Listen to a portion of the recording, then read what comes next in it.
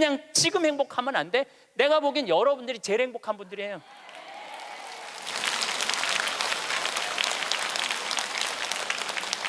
여러분들은 감옥에 가고 싶어도 갈 수가 없어. 누가 돈을 줘야지 감옥에 가볼까? 누가 돈을 줘야지. 누가 말을 사줘야지 감옥에 가볼까? 누가 말을 사줘야지. 돈 주는 사람도 없고 말 사주는 사람도 없고. 우리나라 역대 대통령들 한번 생각을 해봐. 이승만 대통령 초대 대통령이야. 그런데 한국에서 죽었어 못 죽었어요?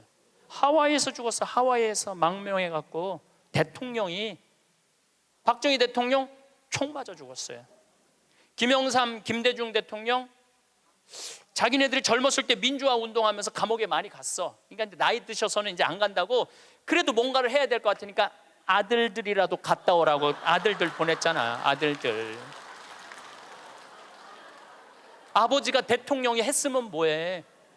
전두환, 노태우 대통령 감옥에 갔잖아요. 감옥에. 노무현 대통령 뛰어내려 죽고. 여러분도 혹시 손자가 너무너무 똑똑해. 아이고 대통령감이야. 이 얘기는 뭐냐면 아이고 꼭 감옥 갈 놈이야. 이 얘기하고 똑같은 거야. 사실은 요즘 대한민국에서 아주 재미난 통계가 하나 있어요. 누가 제일 행복하냐? 50대, 60대, 70대 초반이 제일 행복하대. 놀랍게도 여러분들이 제일 행복하대. 왜냐하면은 지금 중고등학교들은 공부해서 괴롭지, 대학생들은 시험 보느냐고 괴롭지, 직장인들은 스트레스 받아서 괴롭지. 여러분들은 사실은 그런 괴로움이 거의 없어요. 그냥 또 내 강의는 또 들어가고 내가 이놈들한테 돈 주나 봐라 그리고 그 돈 가지고 알차게 먹고 마시고 노는 분들이 많아요. 500만 원만 남기고 나는 간다 이런 생각 가지고 있는 분들이 많아. 그래서 너는 너, 나는 나. 이게 참 중요합니다. 너 60년 동안 70년 동안 애썼다. 내가 오늘 너한테 한턱 쏠게. 네 태어난 날이니까 그럼 내가 가서 먹으면 되지. 그러니까 지질이 복도 없는 년이 먹는 냉면 맛이랑 내가 한턱 쏘고 먹는 냉면 맛은 냉면 맛 자체가 달라요. 여러분들 정말 1,000원을 쓰더라도 멋있게 써. 폼나게 써요.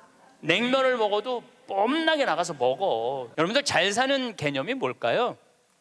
그 집이 강남에 아파트가 100평이 있고 벤츠를 몰고 다니는데 아버지는 맨날 나가서 바람 피고 엄마는 또 화가 난다고 젊은 사람이랑 바람 피고 애는 또 엄마 아버지 돈 가지고 매일 바에 가갖고 클럽에 가갖고 놀고 엄마 얼굴 아버지 얼굴 한번 못 보고 서로 따로 사는 그 집이 잘 사는 집일까요?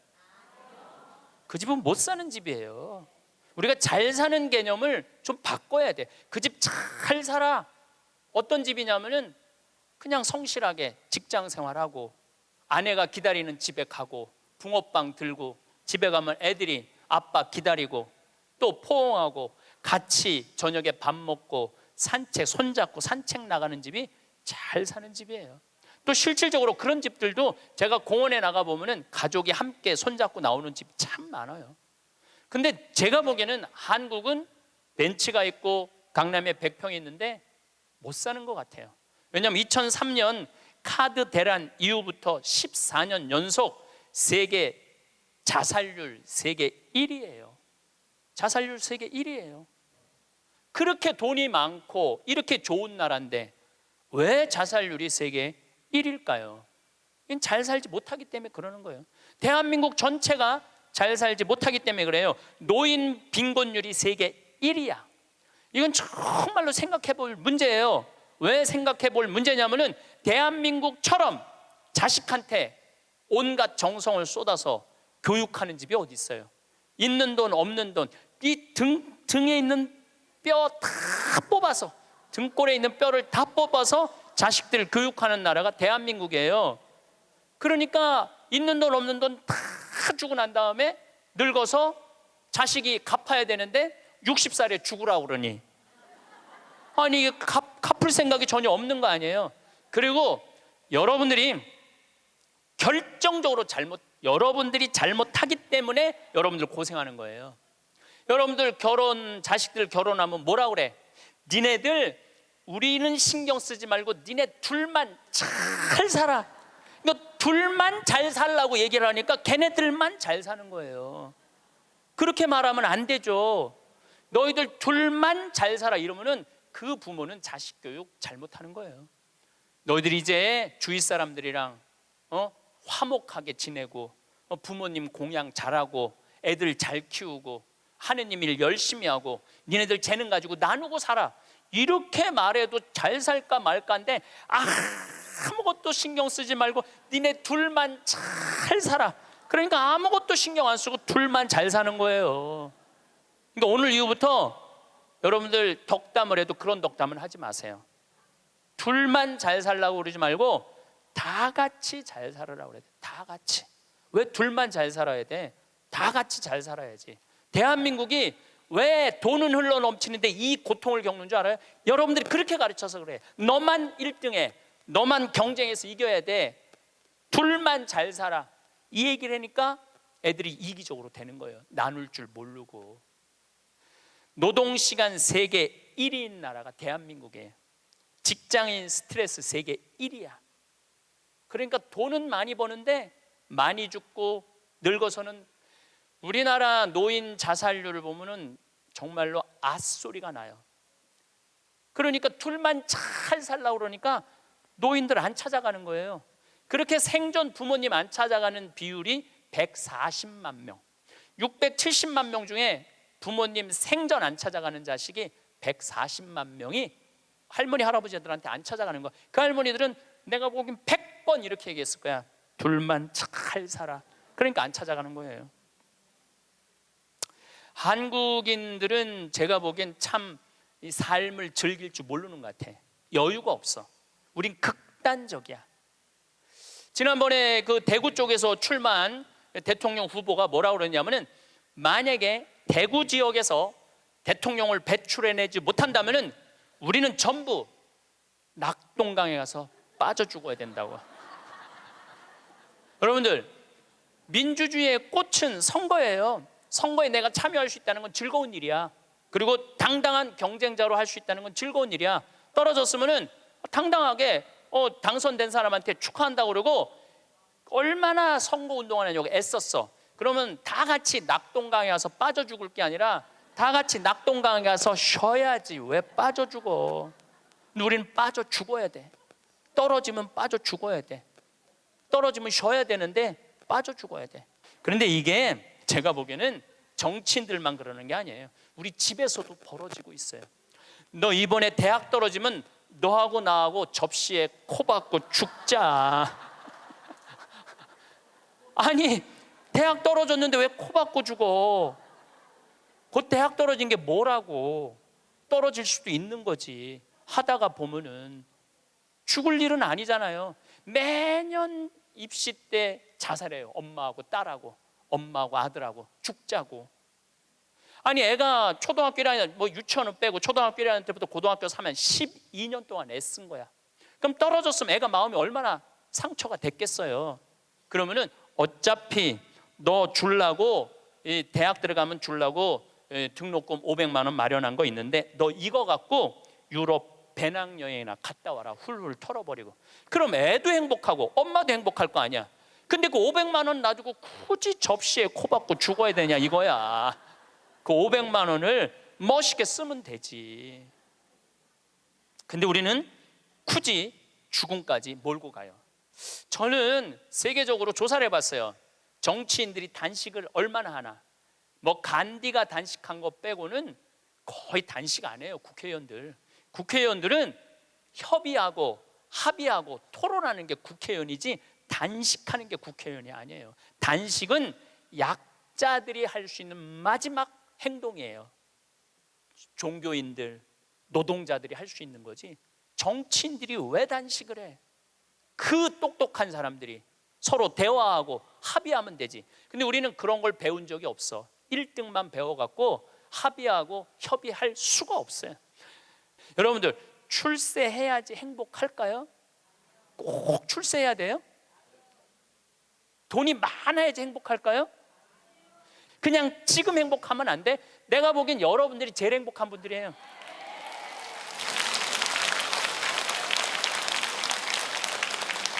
여러분들은 감옥에 가고 싶어도 갈 수가 없어. 누가 돈을 줘야지 감옥에 가볼까? 누가 돈을 줘야지. 누가 말을 사줘야지 감옥에 가볼까? 누가 말을 사줘야지.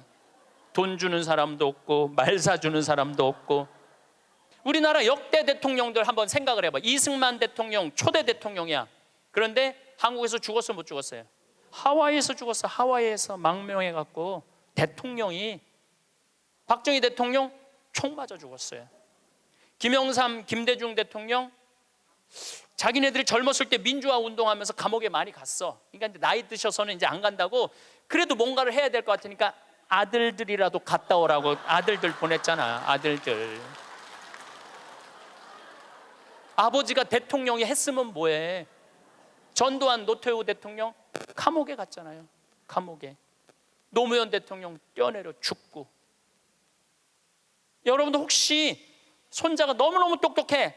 아이고 대통령감이야. 이 얘기는 뭐냐면 아이고 꼭 감옥 갈 놈이야. 이 얘기하고 똑같은 거야. 그거는 축복이 아니에요. 우리가 머릿속에서 대통령을 해야지 행복하다, 돈이 많아야지 행복하다, 이걸 머릿속으로 버려야 돼요. 뭐가 대통령 되기까지 얼마나 스트레스가 많아요. 여러분들 대통령들 토론할 때 보면은 봐요. 서로 정말로 저질이에요. 토론하는 걸 보면 저질이에요. 서로 흠집내고. 그럴 사람들이 아니거든. 원래 인품도 좋고 능력도 있는 사람들이야. 근데 그 자리에 가면 그렇게 되는 거예요. 그 자리에 가면. 그럼 뭐가 부러워갖고 대통령을 해요. 그러실 필요 하나도 없습니다. 그 청와대에서 사람을 인선하는데 내가 몇 번째 사람까지 들었냐면 27명까지 골랐는데 당신 장관 좀 해달라고 하니까 난 못한다. 왜? 나는 불법 이장 전입 이런 거 다 걸린다. 그래갖고 27명까지 갔대 지금. 그래갖고 또 골랐는데 난리도 아니야. 들어보니까. 그러니까 그 자리까지 가려고 그러면은 간쓸게 양심 다 버리고 올라가는 거예요. 뭐가 그런 게 부러워. 여러분들은 간쓸게 내버릴 이유가 하나도 없어. 여러분들은.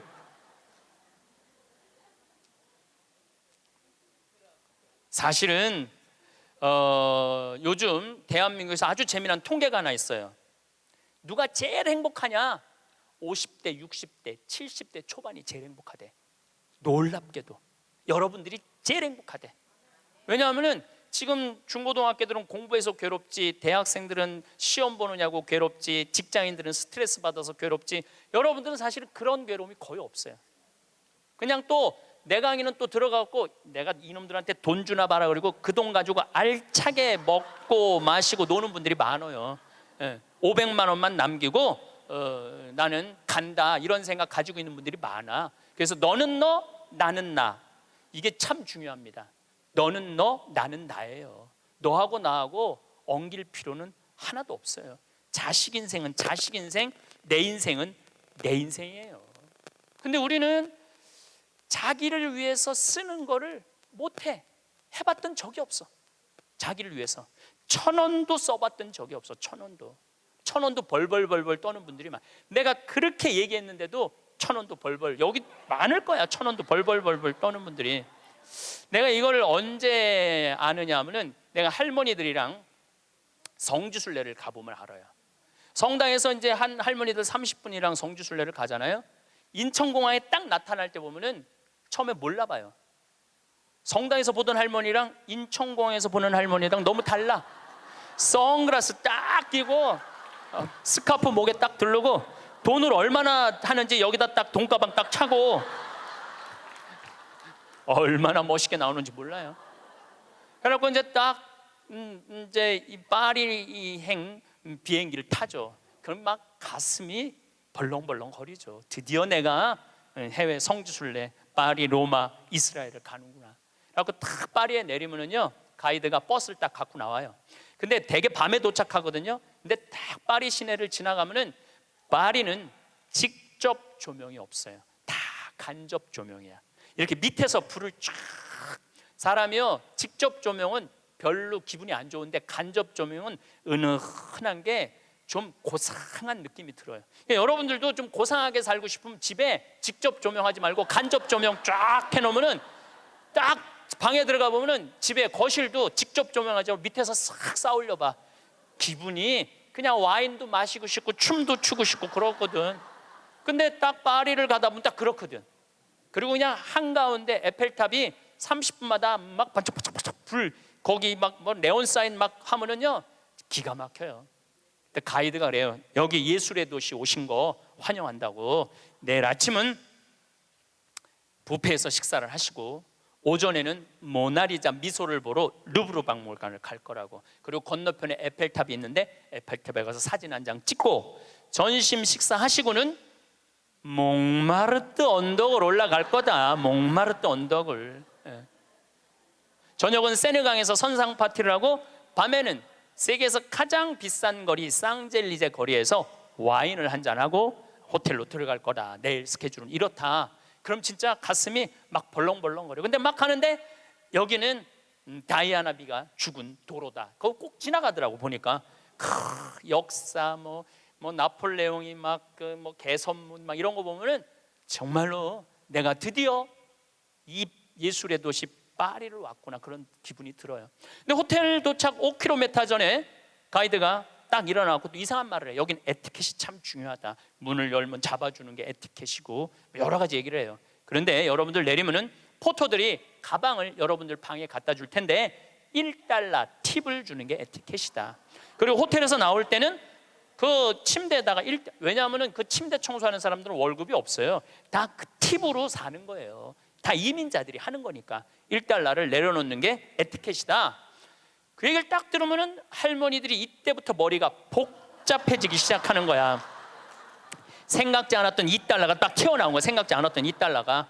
그래갖고 딱 호텔에서 딱 내리면은 정말 포터들이 막 모자를 쓰고 막 가방을 들고 가려고 하면 할머니들이 이렇게 말합니다.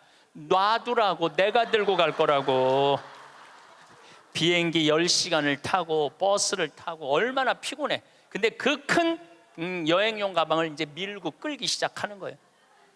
그런데 한 30명 가면은 유럽의 호텔들은 엘리베이터가 다 작아요. 옛날 건물들이라 2명, 3명 들어가면 꽉 차.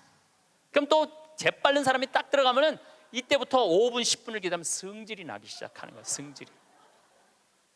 로마에 도착하면 얘기하지 않아도 할머니들이 그 가방을 끌고 알아서 가요. 자기가 $1를 아끼려고.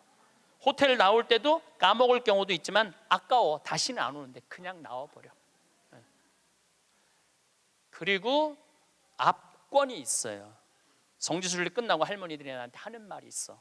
신부님, 세상에 나가보니까 맨 내 돈 뜯어먹는 도둑놈들밖에 없다고. 그리고 보통 1일 정도 순례를 나가는데 11일 동안 기억이 가방 끌고 다녔던 기억밖에 없는 거야. 가방 끌고 다녔던 기억밖에 없는 거야. 성지고 뭐고 힘들게 가방 끌고 다니면 나이는 먹었지. 그럼 보통 여러분이 한 450만 원 내고 가는 성지순례예요. 450만 원. 그러면은 하루에 $2면은 10일이면 $20야. $20. 그게 뭐가 아깝다고. 그 $1 때문에 벌벌 떨면서 놔두라고. 내가 들고 갈 거라고. 그 무거운 가방을 그냥 $1 주고 땡큐 땡큐 하면 얼마나 좋아. 그런데 문제는 자기를 위해서 1,000원도 써봤던 적이 없는 거예요. 450만 원 내고 갔으면 기분 좋겠으면 얼마나 좋아. 근데 써봤던 적이 없는 거예요. 그 여행 갔다 와도 즐거웠던 기억이 하나도 없어. 완전히 도둑놈들한테 사기당한 그런 기분이야. 성지순례 갔다 왔는데. 저도 뭐 많이 다니죠. 1년에 4개월은 외국에 나가 있으니까. 이번에도 잠비아 끝나고 미국 교우들이 케이프타운, 희망봉, 아프리카 맨 끝에 거기 갔다 오고 싶다고 호텔 예약까지 다 예약해갖고 나하고 같이 갔어요. 케이프타운 호텔에 딱 가니까 진짜로 포터들이 가방 방번호 딱 찍어갖고 갖고 오더라고요. 나는요 그 사람들한테 돈 한 번도 아낀 적이 없어요. 오면 $1 안 줘. $5 딱 줘요. $5 딱 주고 내가 한마디 하죠. 땡큐. I come from Korea. 내가 꼭 얘기를 해요. 왜냐하면 중국 사람인 줄 아니까. I come from Korea 딱 그리고 $5 주면은 눈이 이만해지면서 정말로 머리가 땅끝까지 닿도록. 그 사람들은 그걸로 먹고 사는 사람들이야. 이민자들은. 내가 나를 위해서 450만 원을 썼으면 그 이민자들한테 $1, $2, $5가 아까워갖고 그거를 아끼려고 도둑놈들이라고 그러고 사기꾼이라고 그러고. 그러니까 내가 그렇게 여유가 없는 거야. 마음의 여유가. 이번에도 애틀란타 강의를 마지막으로 했는데 호텔에서 한 4일 있었어요. 4일 있었는데 마지막 날은 거기다 내가 $10 딱 놓고 썼어요. 편지. 그 사람 이민자야. 편지를 항상 써요. 저는 마지막에 Thank you, God bless you, I come from Korea 딱 이렇게. 얼마나 좋아. 그거 쓴다고 내가 망하는 것도 아니고. 그 사람은 그걸 받음으로써 하루에 기쁨이 있잖아요. 내가 남에게 무언가를 나눠줄 수 있는 큰 기쁨, 주는 기쁨이 있어야 되는데 우린 끝까지 아껴. 근데 문제는 그걸 아껴갖고 정말 또 행복한 데 쓰면 좋은데 끝까지 아끼다가 죽어. 써보지도 못하고 죽는 분들 많아요. 써보지도 못하고 죽는 분들 많아요. 그러니까 이제 마지막에 죽을 때 뭐라고 그러냐면은 나는 억울해서 못 죽는다고. 나 한번 호강해 보려고 그랬는데 억울해서 못 죽는다고. 호강은 언제 하면 돼? 지금 하면 돼요. 제가 항상 드리는 말씀이지만 내 생일날 내 기억해주는 남편도 없고 자식도 없어. 냉면 먹으면서 눈물 뚝뚝 흘리면서 지질이 복도 없는 년, 냉면 사주는 인간 하나도 없고 내 생일에 왜 내 생일을 남이 차려줘야 돼? 내가 차려주면 되지. 그렇지 않아요? 그러니까 야, 너 60년 동안 70년 동안 애썼다. 내가 오늘 너한테 한턱 쏠게. 네 태어난 날이니까 그럼 내가 가서 먹으면 되지. 그러니까 지질이 복도 없는 년이 먹는 냉면 맛이랑 내가 한턱 쏘고 먹는 냉면 맛은 냉면 맛 자체가 달라요. 여러분들 정말 1,000원을 쓰더라도 멋있게 써. 폼나게 써요. 냉면을 먹어도 뽐나게 나가서 먹어. 눈물 뚝 콧물 뚝 흘리고 그러지 말고요. 행복은요 큰 데 있는 게 아니에요. 대통령 되고 무슨 장관 되고 국회의원 되는다고 그 사람들 안 행복해요. 그 사람들 소리 지르는 거 봐요. 그 사람들이 행복하겠어요? 안 행복해요. 부러워할 거 하나 없어요. 이번에 9월 29일부터 10월 10일까지 황금 연휴에 황금 연휴 발칸 반도를 갔다 왔어요. 체코, 오스트리아, 슬로베니아, 그 다음에 크로아티아, 그 다음에 잠깐 보스니아 이렇게 들렀다 왔어요. 근데 제가 처음 평택 비전동 본당 신부를 할 때 나야 교우들을 너무너무 사랑하죠. 정말로 많이 아끼고 귀하게 여기죠. 정성스럽게 대하죠. 근데 이제 내가 평창에 들어가니까 이제 본당이 없잖아요. 그 이제 연말만 되면은 나를 찾아오는 비전동 교우들이 있어. 그 나는 이제 연말이 되면 모든 에너지를 다 빼갖고 아무도 만나기 싫어. 와도 쳐다도 안 봐요. 세배하러 왔는데 무슨 세배냐고.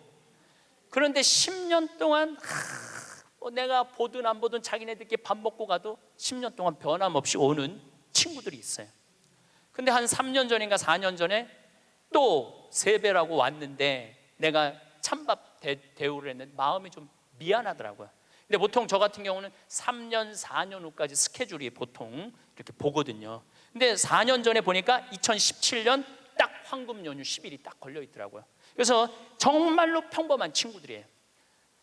야, 2004년 후에 황금 연휴 10일이 있다.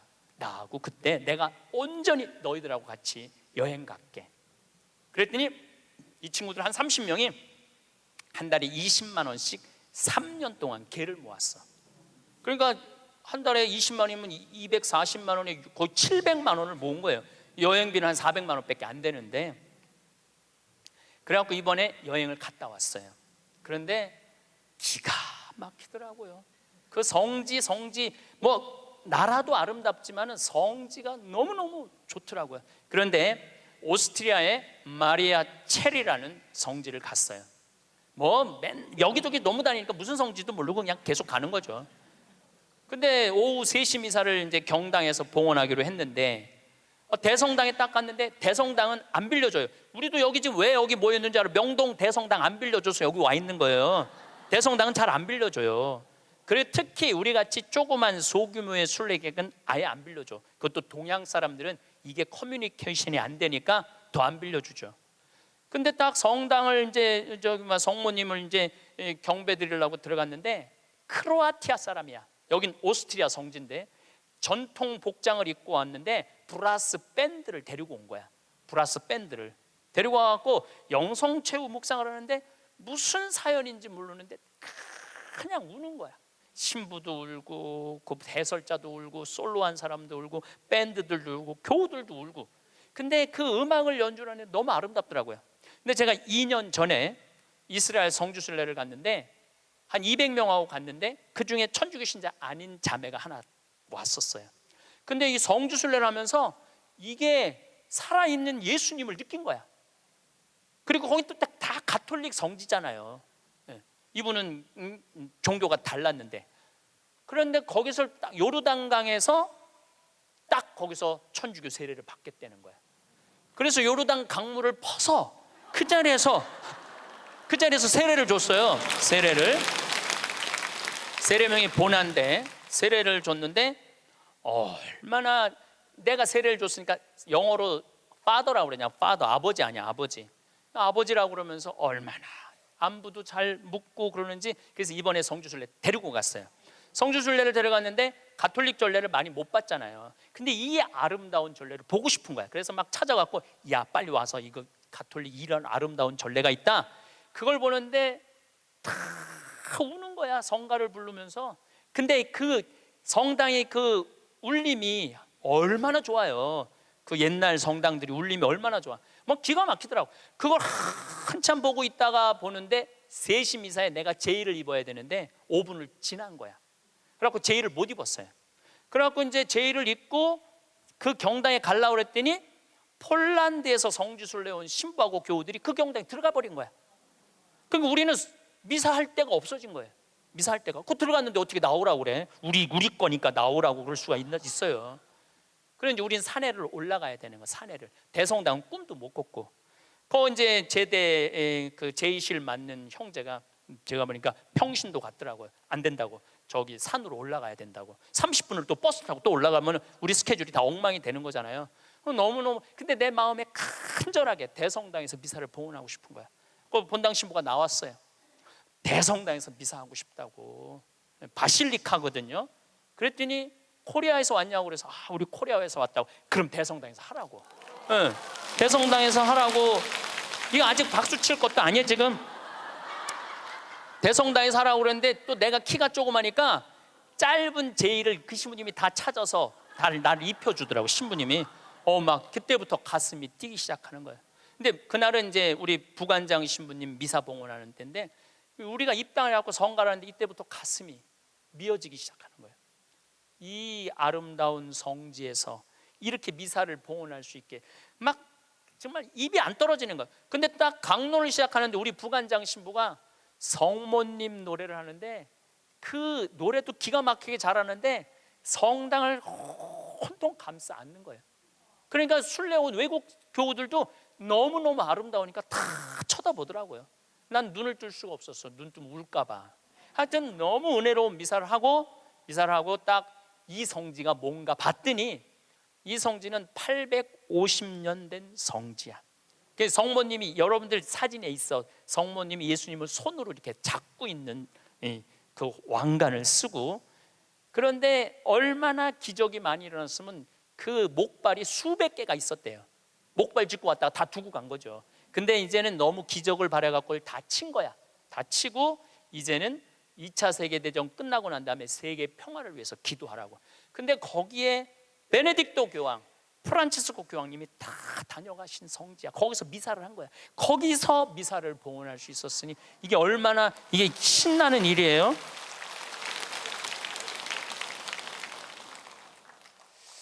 저는 그 은혜로운 미사를 봉헌하고, 물론 그 성당뿐만 아니라 곳곳의 성당에서 미사할 때마다 은혜를 너무나 많이 받았어요.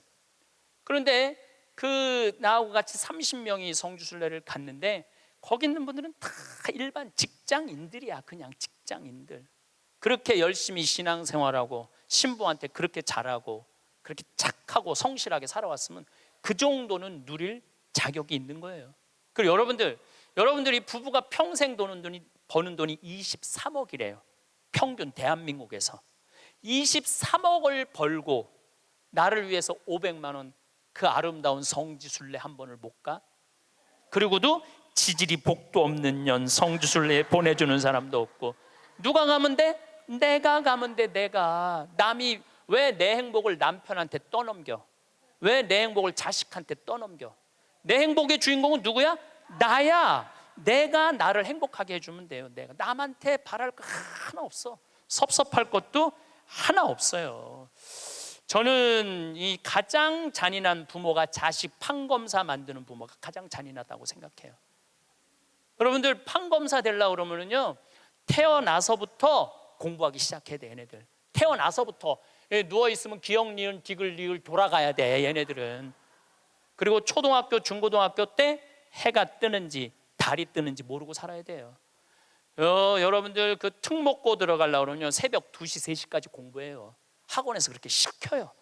그렇게 공부를 해야 돼. 그러니까 얘네들은 행복이 뭔지 잘 모르는 애들이야. 그리고 엄마 나 좀 놀러 좀 갈 거야 친구들하고 이번 토요일. 이놈의 새끼야, 네가 놀러 갈 시간이 어디 있어. 너 공부 열심히 해서 서울대학 들어가갖고 삼성에 취직해서 그때부터 너 행복해. 여러분들 1살부터 30살까지 안 행복한 애가 삼성에 들어가는 날부터 행복할까요? 저는 그런 일은 없다고 생각해요. 그냥 쭉 행복한 애가 행복하게 사는 거예요. 공부해갖고 좋은 자리에 가갖고 행복할 수가 없는 거예요. 그러면은 대학교 들어가갖고 사법고시 시험 본다 그러면은요, 정말로 코피 터져가면서 일해야 돼. 공부해야 돼요. 엉덩이에 땀띠 나면서 공부해야 돼. 그래갖고 사법고시를 합격을 했어. 보통 1000명 정도 뽑거든요. 많이 안 뽑을 때는 500명 뽑고 연수원에서. 그럼 사법고시 합격했다고 다 판검사 되는 게 아니에요. 1등부터 100등까지 판사, 100등부터 200등까지 검사, 200등부터 1000등까지 변호사야. 변호사 중에 반 이상은 지금 300만 원도 못 번대요. 그렇게 청춘을 다 날리고 학창시절을 다 날렸는데도 돈 못 벌어요. 그러면 정말로 우리 집에 판검사가 나타나, 평창에는 막 판사가 됐으면 사법고시 합격하면은요, 읍내 막 이 사법고시 합격, 누구네 집 자녀, 셋째 자녀 합격 막 걸어놓고 난리도 아니야. 정말로 신나요. 우리는 사무관만 승진해도 누구 사무관 축하 막 이렇게 걸어놔요. 그래갖고 판사가 됐어. 그러면은 미래가 창창하고 앞날이 활짝 펼쳐질 것 같아요. 만나는 사람이 누구냐면은 살인범, 강간범, 사기꾼, 강도들 만나는 거예요. 평생. 여러분들 사람이요, 누구를 만나고 사느냐에 따라서 그 사람의 행복의 질이 결정돼요. 누구를 만나고 사는. 아니 판사 재판을 해야 되는데 집에 와서도 저놈이 정말 죽였을까 안 죽였을까 이런 생각을 평생 하고 사는 판사가 뭐가 부러워요? 그리고 자기 자식 판사로 밀어넣는 부모가 훌륭한 부모예요? 저는 그렇게 생각하지 않아요. 하고 싶은 일을 하고 살아야 돼. 사람은 하고 싶은 일을. 제일 하고 행복한 사람이 누구냐 하면은 사진 작가래. 지금 촬영하는 저분들 제일 행복한 분들이래. 사진 작가들 제일 행복하다고 그래요. 아름다운 거 찍잖아요. 그리고 제일 보람을 느끼는 건 성직자들. 신부님, 저 신부님 때문에 자살하려고 그러다가 자살 안 하고 저 지금 잘 살고 있어요. 신부님 때문에 술 끊었어요. 신부님 때문에 우울증 고쳐졌어요. 그런 얘기 들을 때마다 아, 내가 이 자리에 있어야 되겠구나, 그런 생각을 많이 하죠. 제가 이 본당 신부 때 어떤 친구가 있었느냐면 전국 학력고사 수석, 서울대 수석, 법대 수석, 사법연수원 수석한 친구가 있었어요. 20년 전 얘기예요. 근데 이 친구는 다 대법관 후보라고 그랬어. 근데 이 친구는 바로 로펌 회사로 빠져서 법률 회사로 판사 임용을 신청하지 않았어요. 왜 법률 회사로 빠졌느냐? 그랬더니 하는 말이 신부님, 소신 재판할 자신이 없습니다. 소신 재판할 자신이 없습니다.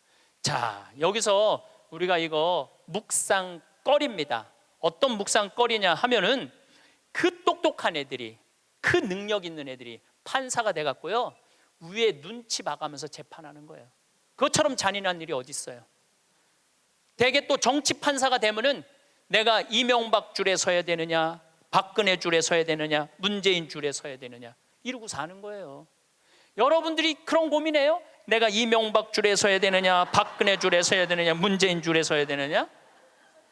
그들의 고뇌에 비하면 여러분들은 행복한 고민하는 거예요. 부러워할 게 뭐 있어? 그러니까 유럽에 내가 그 친구들하고도 얘기를 좀 해보면요, 이 뭐라 그래? 이거 저기 뭐야, 식당에서 이 서빙하는 사람도요, 자기는 이 일이 좋다는 거예요. 나는 이거 하고 여행도 다니고 난 너무너무 즐겁다는 거. 어떠냐면 내가 손님들한테 대접하고 팁 받고 나 행복하게 살고. 그러니까 유럽은 가면 할머니 할아버지 서빙들이 많아요. 할아버지들이 멋있게 넥타이 매고. 근데 우리나라에서는 60대는 할아버지가 서빙하면은 저 늙어갖고 저 뭐 하는 짓이냐고 이제까지. 그러니까 제가 말한 너는 너 나는 나야. 그냥 나 생긴 대로 살면은 되는 거야. 뭐 그렇게 남을 부러워할 게 뭐 있어요? 제가 그 우리 생태마을에 직원이 하나 있어요. 뉴욕에서 온 직원인데 뭐 중국어도 잘하고 영어도 잘하고 일본어도 잘하고 저한테 많은 도움을 주죠. 근데 그 아들이 하나 있는데 이 아들이 메리앤 첫 고등학교를 나왔어요. 케네디가 나온 고등학교예요. 이 학교는 등록금이 1년에 고등학교인데 1억이야. 1년 등록금이 1억. 그러니까 보통 사람들은 못 가는 학교죠. 되게 중동의 귀족들, 왕족들, 미국의 최고 돈 많은 애들이 오는 거예요. 이 학교는 애들이 학교 올 때 자가용 타고 안 온대요. 비행기 타고 오지. 무슨 자가용이야. 근데 이 140년 된 학교인데 우리 그 아들이 그 메리앤 첫 고등학교에 동양인 최초로 학생 회장이 됐어요. 그리고 얘는 콜롬비아 대학 4년 전액 장학생으로 졸업을 했어. 집이 망해갖고 전액 장학생 졸업했어. 얘는 이제 월가에 가면은 돈방석에 앉는 애예요. 왜 돈방석에 앉느냐면 그 많은 친구들한테 야 여기 펀드 좀 넣어라. 그러면은 수백만 달러를 벌 수 있는 애래요. 그 원래 그렇게 간대 걔네들 그 코스가. 근데 얘는 한국에 평창에 와갖고 아버지한테 한다는 소리가 아버지 나 연극하고 싶어. 지금 집이 망해갖고 돈 벌어도 현찰을 판국인데 또 연극을 한다는 거예요. 근데 저는 제 주위에 있는 모든 사람들한테 똑같이 하는 얘기가 있어요. 인생은 하고 싶은 걸 하고 살아야 된다. 여기 계신 분들은 하고 싶은 거 못 하고 살았어요. 왜? 여기 50, 60, 70대 특히 6, 70대 여기 우리 자매님들은 대학 가고 싶어도 네가 무슨 대학이야. 오빠가 가야지. 남동생이 가야지. 그래서 희생당하고 그 다음에 공장에 가고 돈 벌어. 힘들어도 다 집안을 위해서 희생하고 살았어. 그때는 못 살 때였어요. 근데 지금은 다 잘 살아. 정말로 잘 살아요. 대한민국. 물론 못 사는 사람들도 있지. 못 사는 사람들도 있지만 대체적으로 보면 다 잘 살아요. 다 잘 살아. 아무리 못 살아도 집에 자가용 하나씩 다 있어. 잠비아에서는 꿈도 못 꾸는 그만큼 잘 살고 있어요, 여러분들. 그러니까 마음대로 하고 싶은 대로 해도 되는 나라예요, 이제.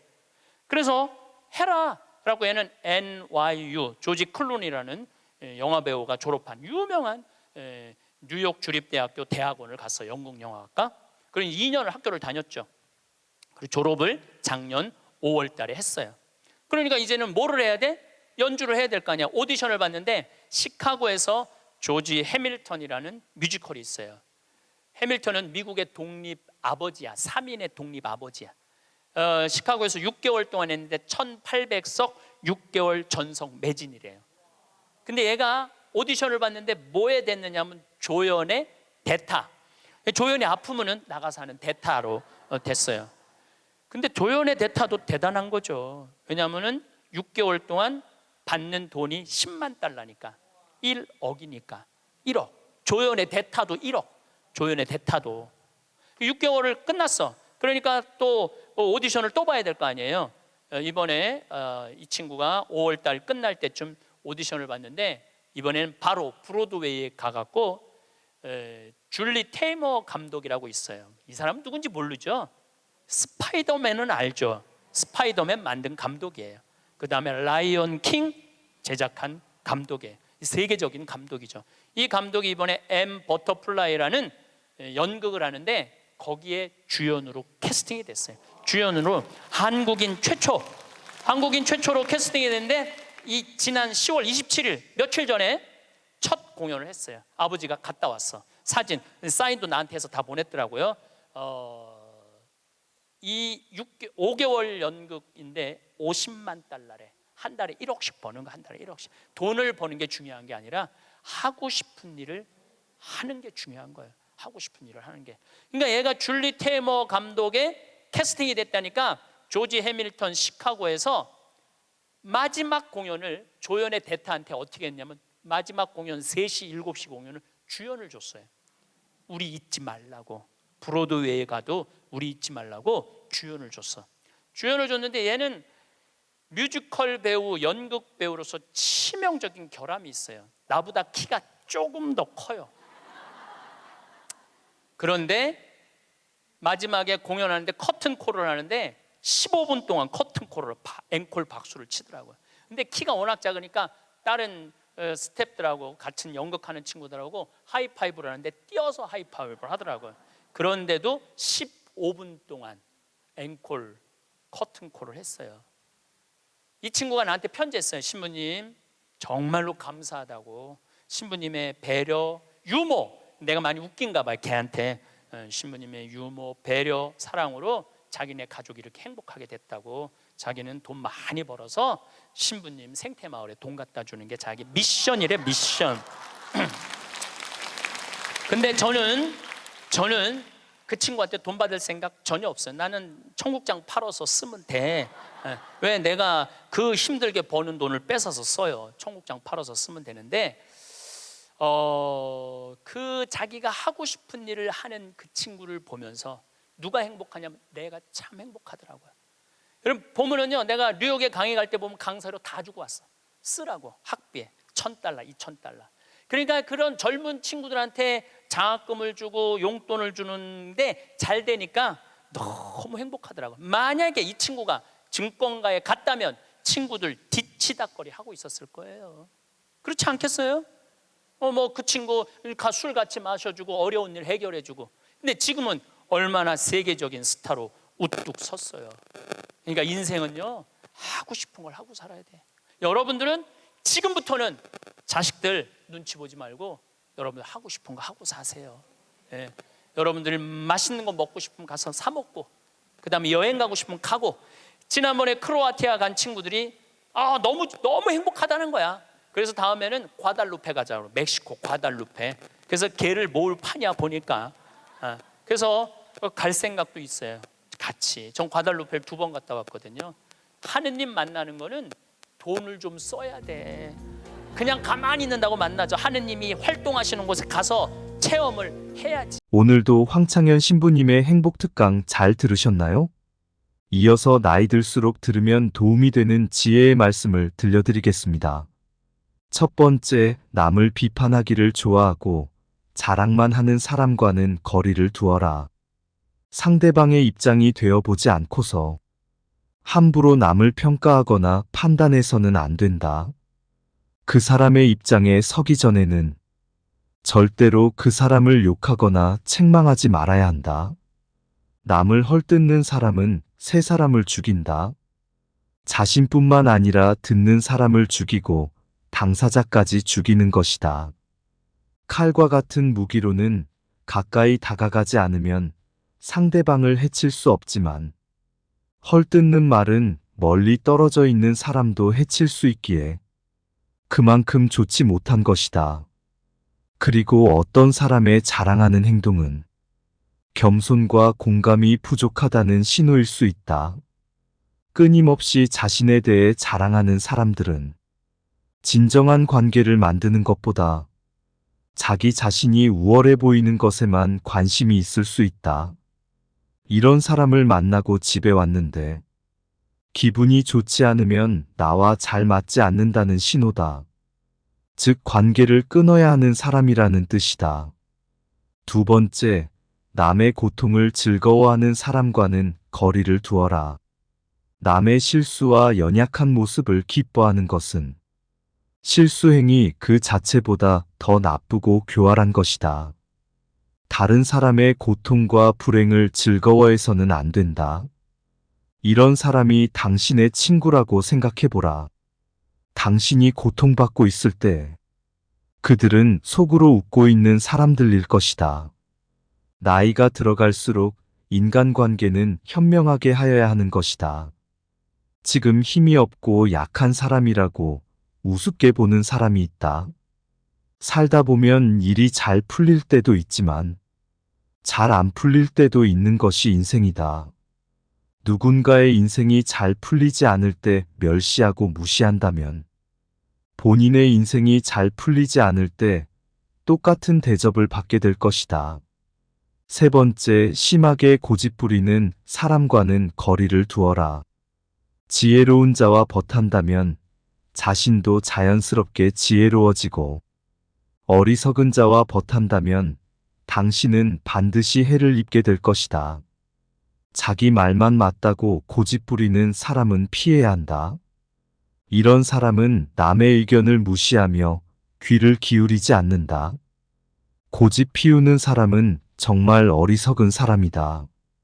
이렇게 지나치게 고집스러운 사람을 상대하면 본인의 에너지가 고갈되게 되어 있다.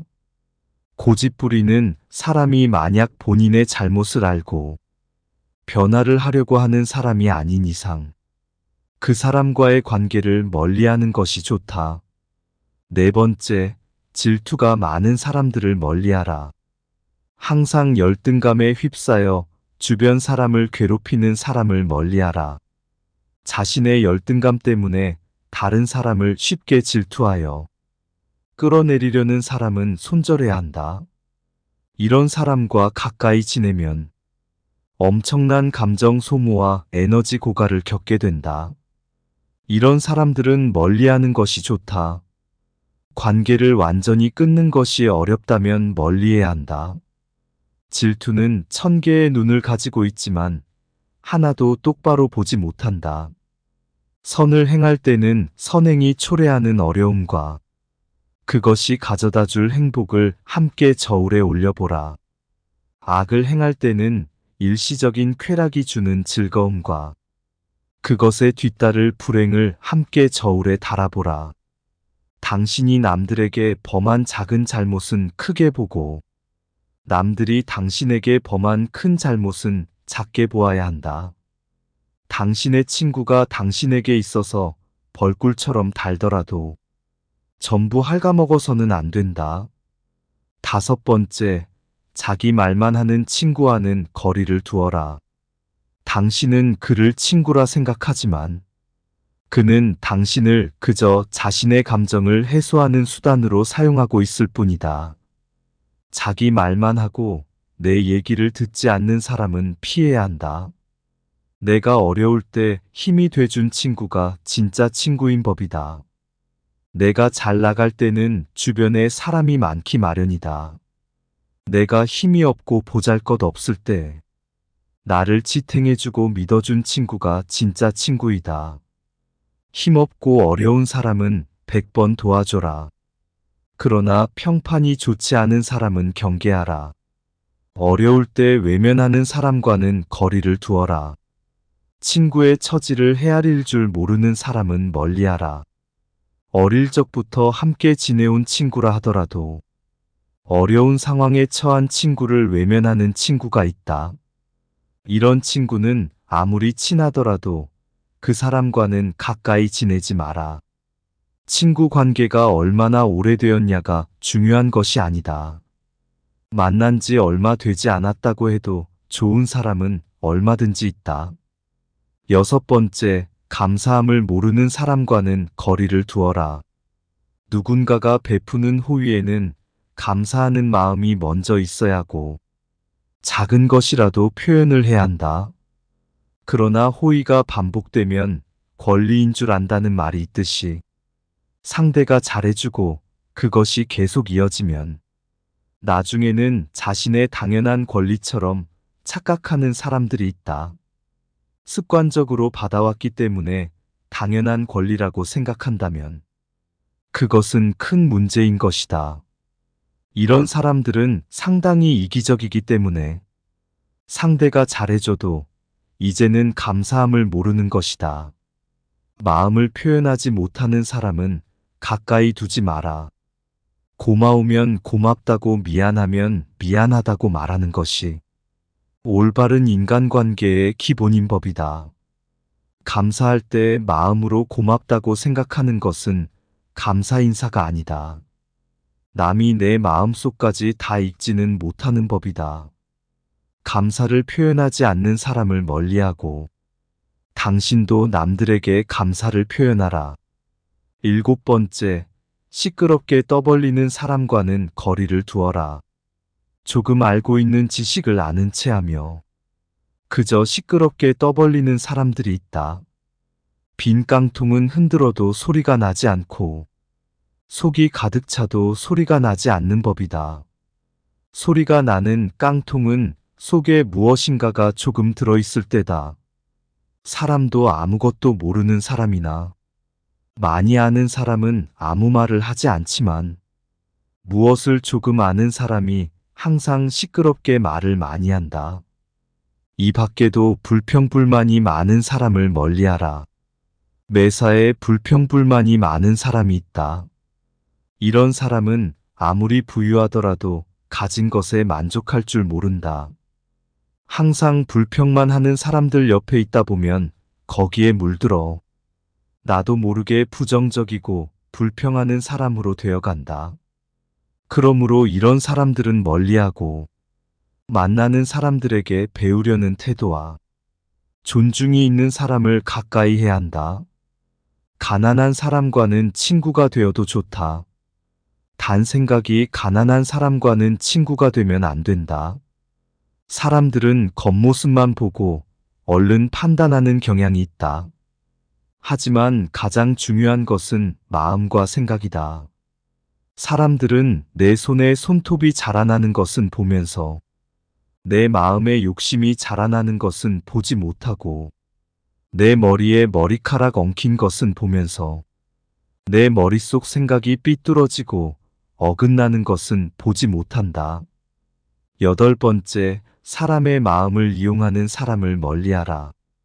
다른 사람을 이용하려는 사람과는 가까이 지내지 마라.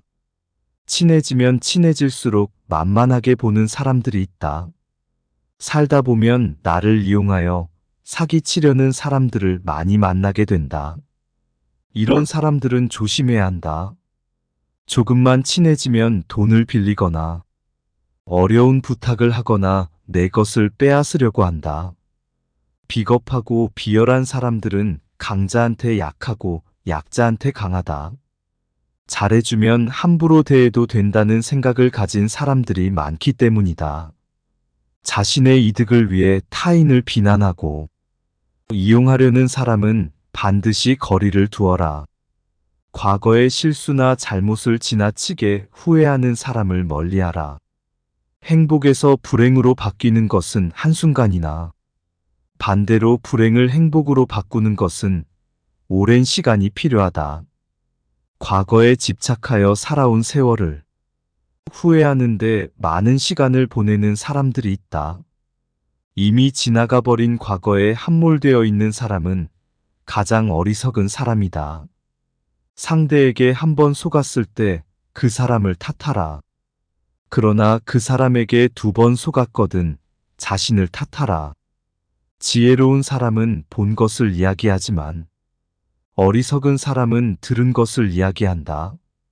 물고기는 언제나 입으로 낚인다. 인간도 역시 입으로 내뱉은 말로 손해보는 경우가 많다. 남의 강요에 의해 베푼 자선은 스스로 한 자선의 절반의 가치밖에 없다. 행동은 말보다 그 소리가 크다.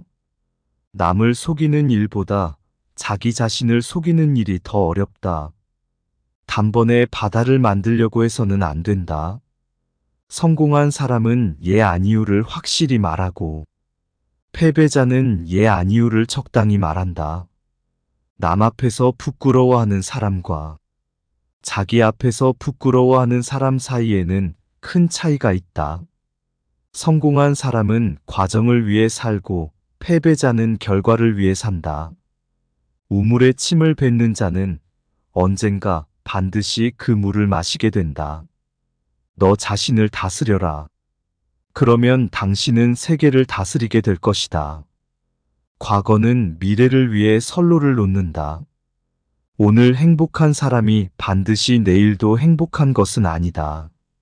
성공을 향해 대담하게 나아가고 꿈꾸는 삶을 살기 위해 노력한다면 평범한 시기에 뜻밖의 성공을 접하게 될 것이다. 우리는 인맥이라는 것에 집착할 때가 있지만 결국 그 인맥은 내가 줄 수 있는 것에 좌우된다. 불순한 동기에서 생기는 애정은 그 동기가 사라져갔을 때 죽어버린다. 돈이나 물건은 그냥 주는 것보다도 빌려주는 쪽이 낫다. 그냥 얻으면 얻은 쪽은 준 사람보다 밑에 있다고 생각되지만 빌린다면 대등하게 대할 수 있다. 누가 현자인가? 모든 사람들로부터 배우는 사람이 현자이다. 만나는 모든 사람에게서 무엇인가를 배울 수 있는 사람이 이 세상에서 가장 현명하다. 포도주는 오래되면 오래될수록 맛이 좋아진다. 지혜도 똑같은 것이다. 해를 거듭함에 따라 지혜는 성장한다. 주위의 소중한 분들에게도 공유해 주시면 좋을 것 같습니다. 한 번 더 들으시면 가슴에 더욱 새겨질 것입니다. 반복 재생합니다. 여러분들 잘 사는 개념이 뭘까요? 그 집이 강남에 아파트가 100평이 있고 벤츠를 몰고 다니는데 아버지는 맨날 나가서 바람 피고 엄마는 또 화가 난다고 젊은 사람이랑 바람 피고 애는 또 엄마 아버지 돈 가지고 매일 바에 가갖고 클럽에 가갖고 놀고 엄마 얼굴 아버지 얼굴 한번 못 보고 서로 따로 사는 그 집이 잘 사는 집일까요? 그 집은 못 사는 집이에요. 우리가 잘 사는 개념을 좀 바꿔야 돼. 그 집 잘 살아. 어떤 집이냐면은 그냥 성실하게 직장 생활하고 아내가 기다리는 집에 가고 붕어빵 들고 집에 가면 애들이 아빠 기다리고 또 포옹하고 같이 저녁에 밥 먹고 산책 손잡고 산책 나가는 집이 잘 사는 집이에요. 또 실질적으로 그런 집들도 제가 공원에 나가 보면은 가족이 함께 손잡고 나오는 집이 참 많아요.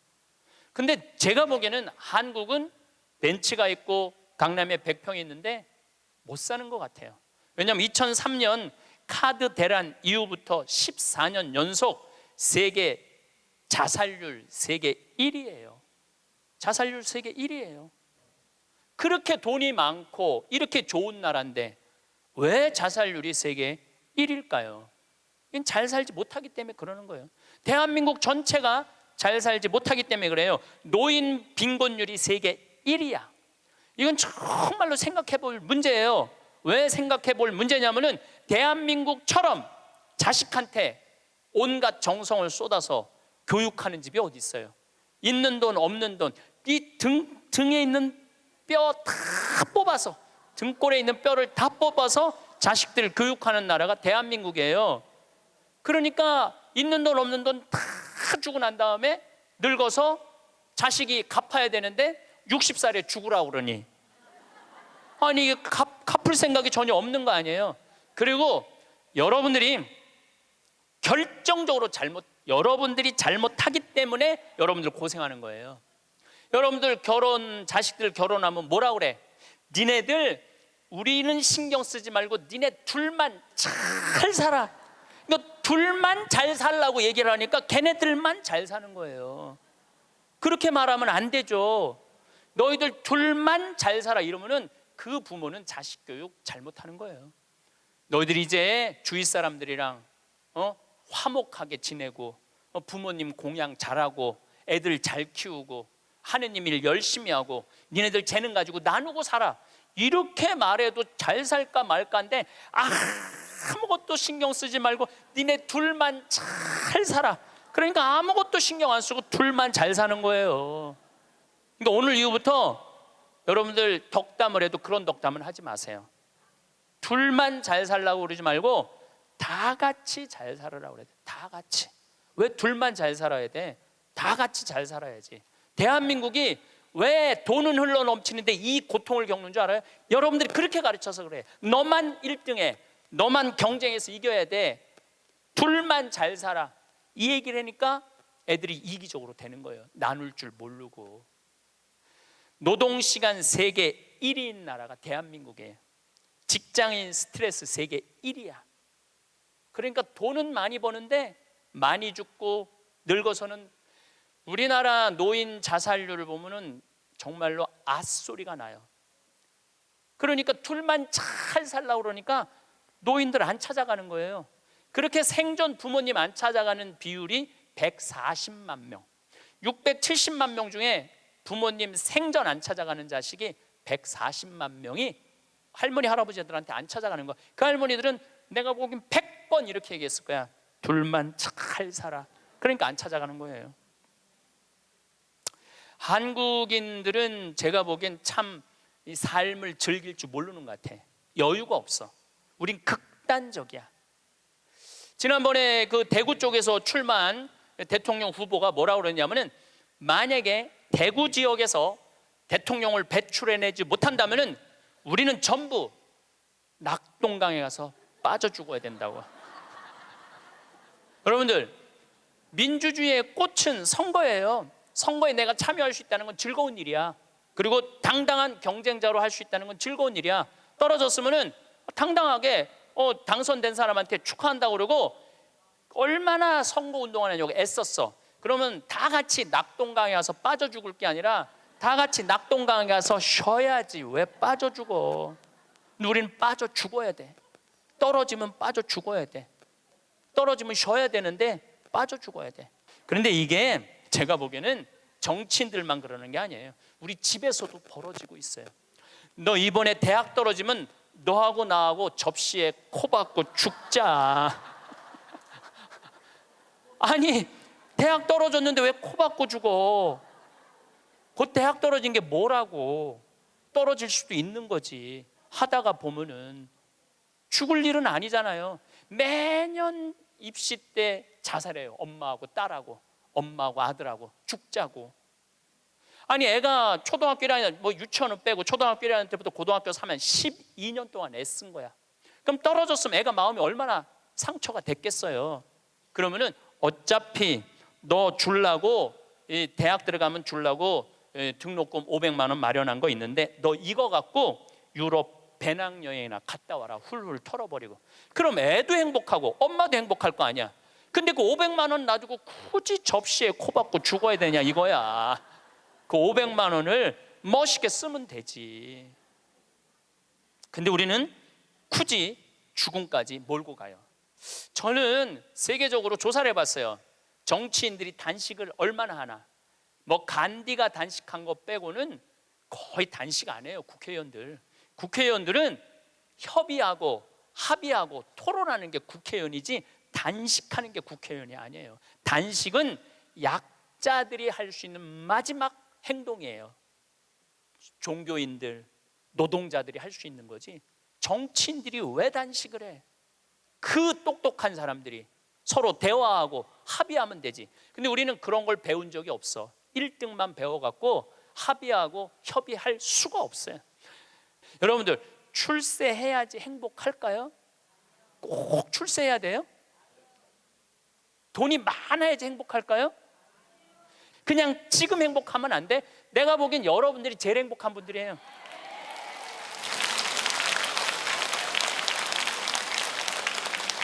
여러분들은 감옥에 가고 싶어도 갈 수가 없어.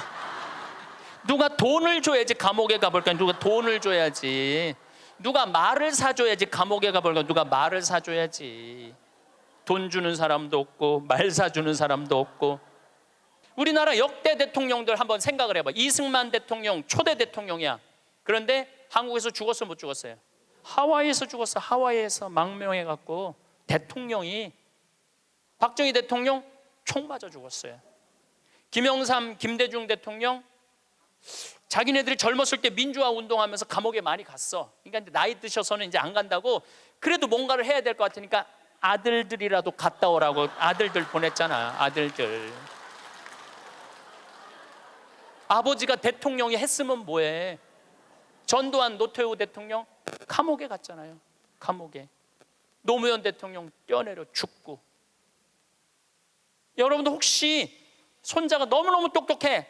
아이고 대통령감이야. 이 얘기는 뭐냐면 아이고 꼭 감옥 갈 놈이야. 이 얘기하고 똑같은 거야.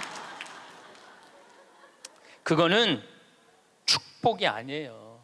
우리가 머릿속에서 대통령을 해야지 행복하다, 돈이 많아야지 행복하다, 이걸 머릿속으로 버려야 돼요. 뭐가 대통령 되기까지 얼마나 스트레스가 많아요. 여러분들 대통령들 토론할 때 보면은 봐요. 서로 정말로 저질이에요. 토론하는 걸 보면 저질이에요. 서로 흠집내고. 그럴 사람들이 아니거든. 원래 인품도 좋고 능력도 있는 사람들이야. 근데 그 자리에 가면 그렇게 되는 거예요. 그 자리에 가면. 그럼 뭐가 부러워갖고 대통령을 해요. 그러실 필요 하나도 없습니다. 그 청와대에서 사람을 인선하는데 내가 몇 번째 사람까지 들었냐면 27명까지 골랐는데 당신 장관 좀 해달라고 하니까 난 못한다. 왜? 나는 불법 이장 전입 이런 거 다 걸린다. 그래갖고 27명까지 갔대 지금. 그래갖고 또 골랐는데 난리도 아니야. 들어보니까. 그러니까 그 자리까지 가려고 그러면은 간쓸게 양심 다 버리고 올라가는 거예요. 뭐가 그런 게 부러워. 여러분들은 간쓸게 내버릴 이유가 하나도 없어. 여러분들은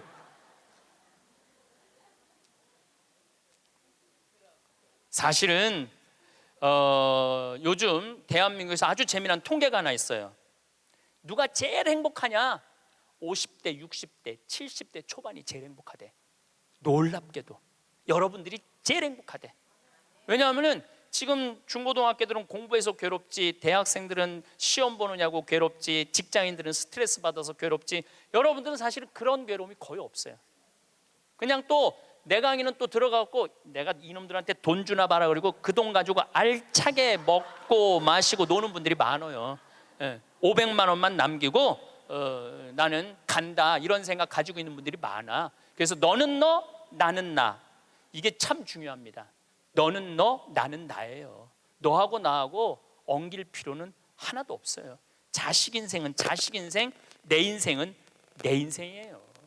근데 우리는 자기를 위해서 쓰는 거를 못해. 해봤던 적이 없어. 자기를 위해서 1,000원도 써봤던 적이 없어. 1,000원도 벌벌 떠는 분들이 많아. 내가 그렇게 얘기했는데도 1,000원도 벌벌, 여기 많을 거야. 1,000원도 벌벌 떠는 분들이. 내가 이걸 언제 아느냐 하면은 내가 할머니들이랑 성지순례를 가보면 알아요. 성당에서 이제 한 할머니들 30분이랑 성지순례를 가잖아요. 인천공항에 딱 나타날 때 보면은 처음에 몰라봐요. 성당에서 보던 할머니랑 인천공항에서 보는 할머니랑 너무 달라. 선글라스 딱 끼고 스카프 목에 딱 두르고 돈을 얼마나 하는지 여기다 딱 돈가방 딱 차고 얼마나 멋있게 나오는지 몰라요. 그래갖고 이제 딱 이제 이 파리행 비행기를 타죠. 그럼 막 가슴이 벌렁벌렁 거리죠. 드디어 내가 해외 성지순례 파리, 로마, 이스라엘을 가는구나. 그래갖고 딱 파리에 내리면은요 가이드가 버스를 딱 갖고 나와요. 근데 되게 밤에 도착하거든요. 근데 딱 파리 시내를 지나가면은 파리는 직접 조명이 없어요. 다 간접 조명이야. 이렇게 밑에서 불을 쫙. 사람이요 직접 조명은 별로 기분이 안 좋은데 간접 조명은 은은한 게 좀 고상한 느낌이 들어요. 여러분들도 좀 고상하게 살고 싶으면 집에 직접 조명하지 말고 간접 조명 쫙 해놓으면은 딱 방에 들어가 보면은 집에 거실도 직접 조명하지 말고 밑에서 싹 쌓으려 봐. 기분이 그냥 와인도 마시고 싶고 춤도 추고 싶고 그렇거든. 근데 딱 파리를 가다 보면 딱 그렇거든. 그리고 그냥 한가운데 에펠탑이 30분마다 막 반짝반짝 불 거기 막 뭐 네온 사인 막 하면은요 기가 막혀요. 근데 가이드가 그래요. 여기 예술의 도시 오신 거 환영한다고. 내일 아침은 뷔페에서 식사를 하시고 오전에는 모나리자 미소를 보러 루브르 박물관을 갈 거라고. 그리고 건너편에 에펠탑이 있는데 에펠탑에 가서 사진 한 장 찍고, 점심 식사하시고는 몽마르트 언덕을 올라갈 거다. 몽마르트 언덕을. 저녁은 세느강에서 선상 파티를 하고, 밤에는 세계에서 가장 비싼 거리 쌍젤리제 거리에서 와인을 한잔하고 호텔로 들어갈 거다. 내일 스케줄은 이렇다. 그럼 진짜 가슴이 막 벌렁벌렁거려. 근데 막 가는데 여기는 다이아나비가 죽은 도로다. 그거 꼭 지나가더라고. 보니까 역사 뭐 나폴레옹이 막 그 뭐 개선문 막 이런 거 보면은 정말로 내가 드디어 이 예술의 도시 파리를 왔구나, 그런 기분이 들어요.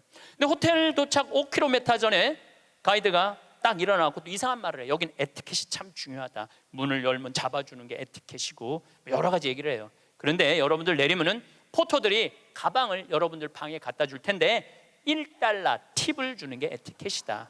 그리고 호텔에서 나올 때는 그 침대에다가 왜냐하면은 그 침대 청소하는 사람들은 월급이 없어요. 다 그 팁으로 사는 거예요. 다 이민자들이 하는 거니까 $1를 내려놓는 게 에티켓이다. 그 얘기를 딱 들으면은 할머니들이 이때부터 머리가 복잡해지기 시작하는 거야. 생각지 않았던 $2가 딱 튀어나온 거야. 생각지 않았던 $2가. 그래갖고 딱 호텔에서 딱 내리면은 정말 포터들이 막 모자를 쓰고 막 가방을 들고 가려고 하면 할머니들이 이렇게 말합니다. 놔두라고, 내가 들고 갈 거라고. 비행기 10시간을 타고 버스를 타고 얼마나 피곤해. 근데 그 큰 여행용 가방을 이제 밀고 끌기 시작하는 거예요. 그런데 한 30명 가면은 유럽의 호텔들은 엘리베이터가 다 작아요. 옛날 건물들이라 2명, 3명 들어가면 꽉 차. 그럼 또 재빠른 사람이 딱 들어가면은 이때부터 5분, 10분을 기다리면 승질이 나기 시작하는 거예요. 승질이. 로마에 도착하면 얘기하지 않아도 할머니들이 그 가방을 끌고 알아서 가요. 자기가 $1를 아끼려고. 호텔 나올 때도 까먹을 경우도 있지만 아까워. 다시는 안 오는데 그냥 나와버려. 그리고 압권이 있어요. 성지순례 끝나고 할머니들이 나한테 하는 말이 있어. 신부님, 세상에 나가보니까 맨 내 돈 뜯어먹는 도둑놈들밖에 없다고. 그리고 보통 1일 정도 순례를 나가는데 11일 동안 기억이 가방 끌고 다녔던 기억밖에 없는 거야. 가방 끌고 다녔던 기억밖에 없는 거야. 성지고 뭐고 힘들게 가방 끌고 다니면 나이는 먹었지. 그럼 보통 여러분이 한 450만 원 내고 가는 성지순례예요. 450만 원. 그러면은 하루에 $2면은 10일이면 $20야. $20. 그게 뭐가 아깝다고. 그 $1 때문에 벌벌 떨면서 놔두라고, 내가 들고 갈 거라고. 그 무거운 가방을 그냥 $1 주고 땡큐 땡큐 하면 얼마나 좋아. 그런데 문제는 자기를 위해서 1,000원도 써봤던 적이 없는 거예요. 450만 원 내고 갔으면 기분 좋겠으면 얼마나 좋아. 근데 써봤던 적이 없는 거예요. 그 여행 갔다 와도 즐거웠던 기억이 하나도 없어. 완전히 도둑놈들한테 사기당한 그런 기분이야. 성지순례 갔다 왔는데. 저도 뭐 많이 다니죠. 1년에 4개월은 외국에 나가 있으니까. 이번에도 잠비아 끝나고 미국 교우들이 케이프타운, 희망봉, 아프리카 맨 끝에 거기 갔다 오고 싶다고 호텔 예약까지 다 예약해갖고 나하고 같이 갔어요. 케이프타운 호텔에 딱 가니까 진짜로 포터들이 가방 방번호 딱 찍어갖고 갖고 오더라고요. 나는요 그 사람들한테 돈 한 번도 아낀 적이 없어요. 오면 $1 안 줘. $5 딱 줘요. $5 딱 주고 내가 한마디 하죠. 땡큐. I come from Korea. 내가 꼭 얘기를 해요. 왜냐하면 중국 사람인 줄 아니까. I come from Korea. 딱 그리고 $5 주면은 눈이 이만해지면서 정말로 머리가 땅끝까지 닿도록. 그 사람들은 그걸로 먹고 사는 사람들이야. 이민자들은. 내가 나를 위해서 450만 원을 썼으면 그 이민자들한테 $1, $2, $5가 아까워갖고 그거를 아끼려고. 도둑놈들이라고 그러고 사기꾼이라고 그러고. 그러니까 내가 그렇게 여유가 없는 거야. 마음의 여유가. 이번에도 애틀란타 강의를 마지막으로 했는데 호텔에서 한 4일 있었어요. 4일 있었는데 마지막 날은 거기다 내가 $10 딱 놓고 썼어요. 편지. 그 사람 이민자야. 편지를 항상 써요. 저는 마지막에 Thank you, God bless you, I come from Korea. 딱 이렇게. 얼마나 좋아. 그거 쓴다고 내가 망하는 것도 아니고. 그 사람은 그걸 받음으로써 하루에 기쁨이 있잖아요. 내가 남에게 무언가를 나눠줄 수 있는 큰 기쁨, 주는 기쁨이 있어야 되는데 우린 끝까지 아껴. 근데 문제는 그걸 아껴갖고 정말 또 행복한 데 쓰면 좋은데 끝까지 아끼다가 죽어. 써보지도 못하고 죽는 분들 많아요. 써보지도 못하고 죽는 분들 많아요. 그러니까 이제 마지막에 죽을 때 뭐라고 그러냐면은 나는 억울해서 못 죽는다고. 나 한번 호강해 보려고 그랬는데 억울해서 못 죽는다고. 호강은 언제 하면 돼? 지금 하면 돼요. 제가 항상 드리는 말씀이지만 내 생일날 내 기억해주는 남편도 없고 자식도 없어. 냉면 먹으면서 눈물 뚝뚝 흘리면서 지질이 복도 없는 년, 냉면 사주는 인간 하나도 없고 내 생일에 왜 내 생일을 남이 차려줘야 돼? 내가 차려주면 되지. 그렇지 않아요? 그러니까 야, 너 60년 동안 70년 동안 애썼다. 내가 오늘 너한테 한턱 쏠게. 네 태어난 날이니까 그럼 내가 가서 먹으면 되지. 그러니까 지질이 복도 없는 년이 먹는 냉면 맛이랑 내가 한턱 쏘고 먹는 냉면 맛은 냉면 맛 자체가 달라요. 여러분들 정말 1,000원을 쓰더라도 멋있게 써. 폼나게 써요. 냉면을 먹어도 뽐나게 나가서 먹어. 눈물 뚝, 콧물 뚝 흘리고 그러지 말고요. 행복은요 큰 데 있는 게 아니에요. 대통령 되고 무슨 장관 되고 국회의원 되는다고 그 사람들 안 행복해요. 그 사람들 소리 지르는 거 봐요. 그 사람들이 행복하겠어요? 안 행복해요. 부러워할 거 하나 없어요. 이번에 9월 29일부터 10월 10일까지 황금 연휴에 황금 연휴 발칸 반도를 갔다 왔어요. 체코, 오스트리아, 슬로베니아, 그 다음에 크로아티아, 그 다음에 잠깐 보스니아 이렇게 들렀다 왔어요. 근데 제가 처음 평택 비전동 본당 신부를 할 때 나야 교우들을 너무너무 사랑하죠. 정말로 많이 아끼고 귀하게 여기죠. 정성스럽게 대하죠. 근데 이제 내가 평창에 들어가니까 이제 본당이 없잖아요. 그 이제 연말만 되면은 나를 찾아오는 비전동 교우들이 있어. 그 나는 이제 연말이 되면 모든 에너지를 다 빼갖고 아무도 만나기 싫어. 와도 쳐다도 안 봐요. 세배하러 왔는데 무슨 세배냐고. 그런데 10년 동안 내가 보든 안 보든 자기네들끼리 밥 먹고 가도 10년 동안 변함없이 오는 친구들이 있어요. 근데 한 3년 전인가 4년 전에 또 세배라고 왔는데 내가 찬밥 대우를 했는데 마음이 좀 미안하더라고요. 근데 보통 저 같은 경우는 3년, 4년 후까지 스케줄이 보통 이렇게 보거든요. 근데 4년 전에 보니까 2017년 딱 황금 연휴 10일이 딱 걸려 있더라고요. 그래서 정말로 평범한 친구들이에요. 야, 2004년 후에 황금 연휴 10일이 있다. 나하고 그때 내가 온전히 너희들하고 같이 여행 갈게. 그랬더니 이 친구들 한 30명이 한 달에 20만 원씩 3년 동안 개를 모았어. 그러니까 한 달에 20만 원이면 240만 원에 거의 700만 원을 모은 거예요. 여행비는 한 400만 원밖에 안 되는데. 그래갖고 이번에 여행을 갔다 왔어요. 그런데 기가 막히더라고요.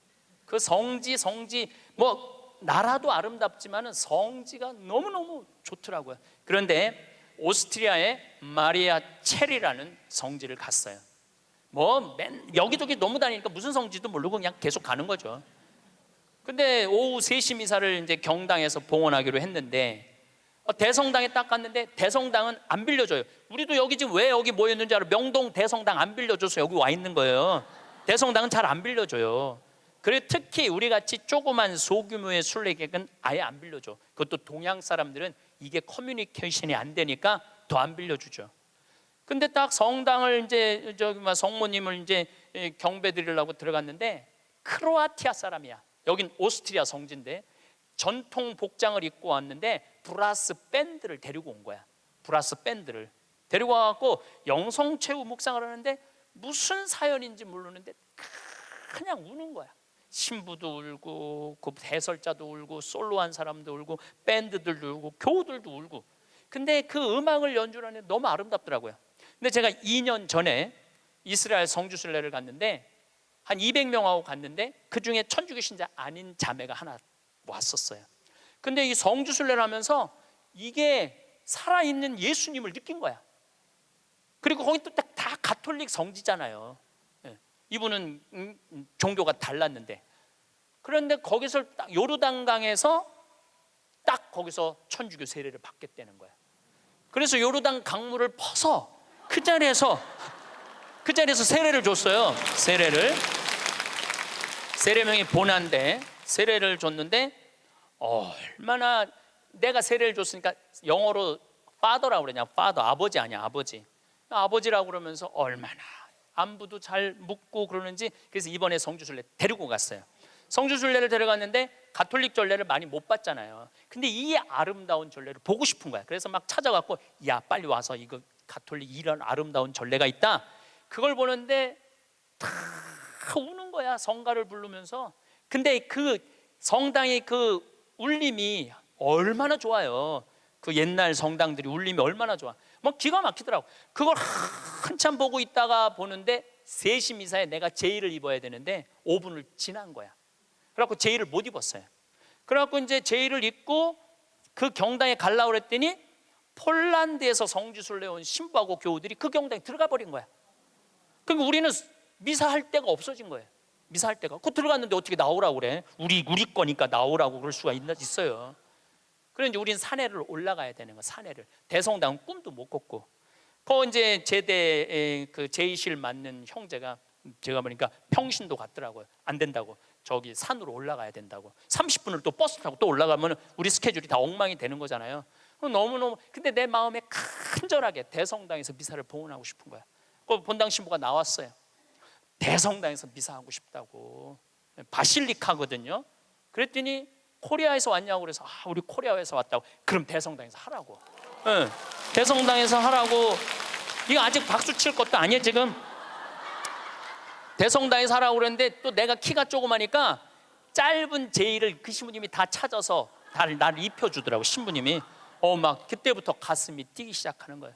근데 그날은 이제 우리 부관장 신부님 미사 봉헌하는 때인데, 우리가 입당을 해갖고 성가를 하는데 이때부터 가슴이 미어지기 시작하는 거예요. 이 아름다운 성지에서 이렇게 미사를 봉헌할 수 있게 막 정말 입이 안 떨어지는 거예요. 근데 딱 강론을 시작하는데 우리 부관장 신부가 성모님 노래를 하는데, 그 노래도 기가 막히게 잘하는데 성당을 혼통 감싸 안는 거예요. 그러니까 순례 온 외국 교우들도 너무너무 아름다우니까 다 쳐다보더라고요. 난 눈을 뜰 수가 없었어. 눈 좀 울까 봐. 하여튼 너무 은혜로운 미사를 하고 딱 이 성지가 뭔가 봤더니, 이 성지는 850년 된 성지야. 그래서 성모님이, 여러분들 사진에 있어, 성모님이 예수님을 손으로 이렇게 잡고 있는 그 왕관을 쓰고. 그런데 얼마나 기적이 많이 일어났으면 그 목발이 수백 개가 있었대요. 목발 짚고 왔다가 다 두고 간 거죠. 근데 이제는 너무 기적을 바라갖고 다 친 거야. 다 치고 이제는 2차 세계대전 끝나고 난 다음에 세계 평화를 위해서 기도하라고. 근데 거기에 베네딕토 교황, 프란치스코 교황님이 다 다녀가신 성지야. 거기서 미사를 한 거야. 거기서 미사를 봉헌할 수 있었으니 이게 얼마나 이게 신나는 일이에요.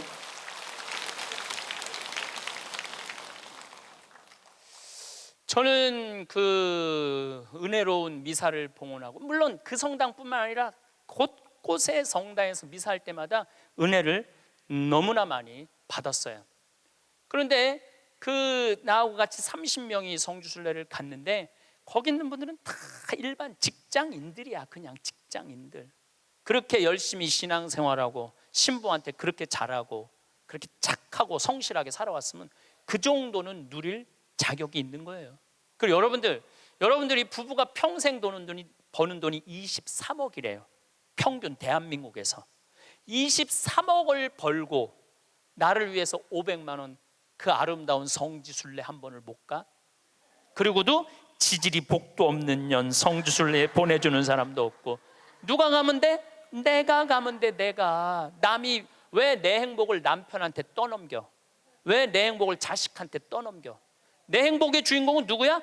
나야. 내가 나를 행복하게 해주면 돼요. 내가 남한테 바랄 거 하나 없어. 섭섭할 것도 하나 없어요. 저는 이 가장 잔인한 부모가 자식 판검사 만드는 부모가 가장 잔인하다고 생각해요. 여러분들 판검사 되려고 그러면은요, 태어나서부터 공부하기 시작해야 돼. 얘네들 태어나서부터 누워있으면 기역, 니은, 디귿, 리을 돌아가야 돼 얘네들은. 그리고 초등학교, 중고등학교 때 해가 뜨는지 달이 뜨는지 모르고 살아야 돼요. 여러분들 그 특목고 들어가려고 그러면 새벽 2시, 3시까지 공부해요. 학원에서 그렇게 시켜요. 그렇게 공부를 해야 돼. 그러니까 얘네들은 행복이 뭔지 잘 모르는 애들이야. 그리고 엄마 나 좀 놀러 좀 갈 거야 친구들하고 이번 토요일. 이놈의 새끼야, 네가 놀러 갈 시간이 어디 있어. 너 공부 열심히 해서 서울대학 들어가갖고 삼성에 취직해서 그때부터 너 행복해. 여러분들 1살부터 30살까지 안 행복한 애가 삼성에 들어가는 날부터 행복할까요? 저는 그런 일은 없다고 생각해요. 그냥 쭉 행복한 애가 행복하게 사는 거예요. 공부해갖고 좋은 자리에 가갖고 행복할 수가 없는 거예요. 그러면은 대학교 들어가갖고 사법고시 시험 본다 그러면은요, 정말로 코피 터져가면서 일해야 돼. 공부해야 돼요. 엉덩이에 땀띠 나면서 공부해야 돼. 그래갖고 사법고시를 합격을 했어. 보통 1000명 정도 뽑거든요. 많이 안 뽑을 때는 500명 뽑고 연수원에서. 그럼 사법고시 합격했다고 다 판검사 되는 게 아니에요. 1등부터 100등까지 판사, 100등부터 200등까지 검사, 200등부터 1000등까지 변호사야. 변호사 중에 반 이상은 지금 300만 원도 못 번대요. 그렇게 청춘을 다 날리고 학창시절을 다 날렸는데도 돈 못 벌어요. 그러면 정말로 우리 집에 판검사가 나타나, 평창에는 막 판사가 됐으면 사법고시 합격하면은요, 읍내 막 이 사법고시 합격, 누구네 집 자녀, 셋째 자녀 합격 막 걸어놓고 난리도 아니야. 정말로 신나요. 우리는 사무관만 승진해도 누구 사무관 축하 막 이렇게 걸어놔요. 그래갖고 판사가 됐어. 그러면은 미래가 창창하고 앞날이 활짝 펼쳐질 것 같아요. 만나는 사람이 누구냐면은 살인범, 강간범, 사기꾼, 강도들 만나는 거예요. 평생. 여러분들 사람이요, 누구를 만나고 사느냐에 따라서 그 사람의 행복의 질이 결정돼요. 누구를 만나고 사는. 아니 판사 재판을 해야 되는데 집에 와서도 저놈이 정말 죽였을까 안 죽였을까 이런 생각을 평생 하고 사는 판사가 뭐가 부러워요? 그리고 자기 자식 판사로 밀어넣는 부모가 훌륭한 부모예요? 저는 그렇게 생각하지 않아요. 하고 싶은 일을 하고 살아야 돼. 사람은 하고 싶은 일을. 제일 하고 행복한 사람이 누구냐 하면은 사진 작가래. 지금 촬영하는 저분들 제일 행복한 분들이래. 사진 작가들 제일 행복하다고 그래요. 아름다운 거 찍잖아요. 그리고 제일 보람을 느끼는 건 성직자들. 신부님, 저 신부님 때문에 자살하려고 그러다가 자살 안 하고 저 지금 잘 살고 있어요. 신부님 때문에 술 끊었어요. 신부님 때문에 우울증 고쳐졌어요. 그런 얘기 들을 때마다 아, 내가 이 자리에 있어야 되겠구나, 그런 생각을 많이 하죠. 제가 이 본당 신부 때 어떤 친구가 있었느냐면 전국 학력고사 수석, 서울대 수석, 법대 수석, 사법연수원 수석한 친구가 있었어요. 20년 전 얘기예요. 근데 이 친구는 다 대법관 후보라고 그랬어. 근데 이 친구는 바로 로펌 회사로 빠져서 법률 회사로 판사 임용을 신청하지 않았어요. 왜 법률 회사로 빠졌느냐? 그랬더니 하는 말이, 신부님, 소신 재판할 자신이 없습니다. 소신 재판할 자신이 없습니다. 자, 여기서 우리가 이거 묵상거리입니다. 어떤 묵상거리냐 하면은 그 똑똑한 애들이, 그 능력 있는 애들이 판사가 돼갖고요, 위에 눈치 봐가면서 재판하는 거예요. 그것처럼 잔인한 일이 어디 있어요? 대개 또 정치 판사가 되면은 내가 이명박 줄에 서야 되느냐, 박근혜 줄에 서야 되느냐, 문재인 줄에 서야 되느냐 이러고 사는 거예요. 여러분들이 그런 고민해요? 내가 이명박 줄에 서야 되느냐, 박근혜 줄에 서야 되느냐, 문재인 줄에 서야 되느냐? 그들의 고뇌에 비하면 여러분들은 행복한 고민하는 거예요. 부러워할 게 뭐 있어? 그러니까 유럽에 내가 그 친구들하고도 얘기를 좀 해보면요, 이 뭐라 그래? 이거 저기 뭐야 식당에서 이 서빙하는 사람도요. 자기는 이 일이 좋다는 거예요. 나는 이거 하고 여행도 다니고 난 너무너무 즐겁다는 거. 어떠냐면 내가 손님들한테 대접하고 팁 받고 나 행복하게 살고. 그러니까 유럽은 가면 할머니 할아버지 서빙들이 많아요. 할아버지들이 멋있게 넥타이 매고. 근데 우리나라에서는 60된 할아버지가 서빙하면은 저 늙어갖고 저 뭐하는 짓이냐고 이제까지. 그러니까 제가 말한 너는 너 나는 나야. 그냥 나 생긴 대로 살면은 되는 거야. 뭐 그렇게 남을 부러워할 게 뭐 있어요. 제가 그 우리 생태마을에 직원이 하나 있어요. 뉴욕에서 온 직원인데 뭐 중국어도 잘하고 영어도 잘하고 일본어도 잘하고 저한테 많은 도움을 주죠. 근데 그 아들이 하나 있는데 이 아들이 메리앤 첫 고등학교를 나왔어요. 케네디가 나온 고등학교예요. 이 학교는 등록금이 1년에 고등학교인데 1억이야. 1년 등록금이 1억. 그러니까 보통 사람들은 못 가는 학교죠. 되게 중동의 귀족들, 왕족들, 미국의 최고 돈 많은 애들이 오는 거예요. 이 학교는 애들이 학교 올 때 자가용 타고 안 온대요. 비행기 타고 오지. 무슨 자가용이야. 근데 이 140년 된 학교인데 우리 그 아들이 그 메리앤 첫 고등학교에 동양인 최초로 학생 회장이 됐어요. 그리고 얘는 콜롬비아 대학 4년 전액 장학생으로 졸업을 했어. 집이 망해갖고 전액 장학생 졸업했어. 얘는 이제 월가에 가면은 돈방석에 앉는 애예요. 왜 돈방석에 앉느냐면 그 많은 친구들한테 야 여기 펀드 좀 넣어라. 그러면은 수백만 달러를 벌 수 있는 애래요. 그 원래 그렇게 간대 걔네들 그 코스가. 근데 얘는 한국에 평창에 와갖고 아버지한테 한다는 소리가 아버지 나 연극하고 싶어. 지금 집이 망해갖고 돈 벌어도 현찰을 판국인데 또 연극을 한다는 거예요. 근데 저는 제 주위에 있는 모든 사람들한테 똑같이 하는 얘기가 있어요. 인생은 하고 싶은 걸 하고 살아야 된다. 여기 계신 분들은 하고 싶은 거 못 하고 살았어요. 왜?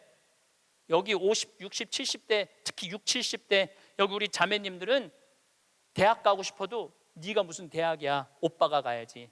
남동생이 가야지.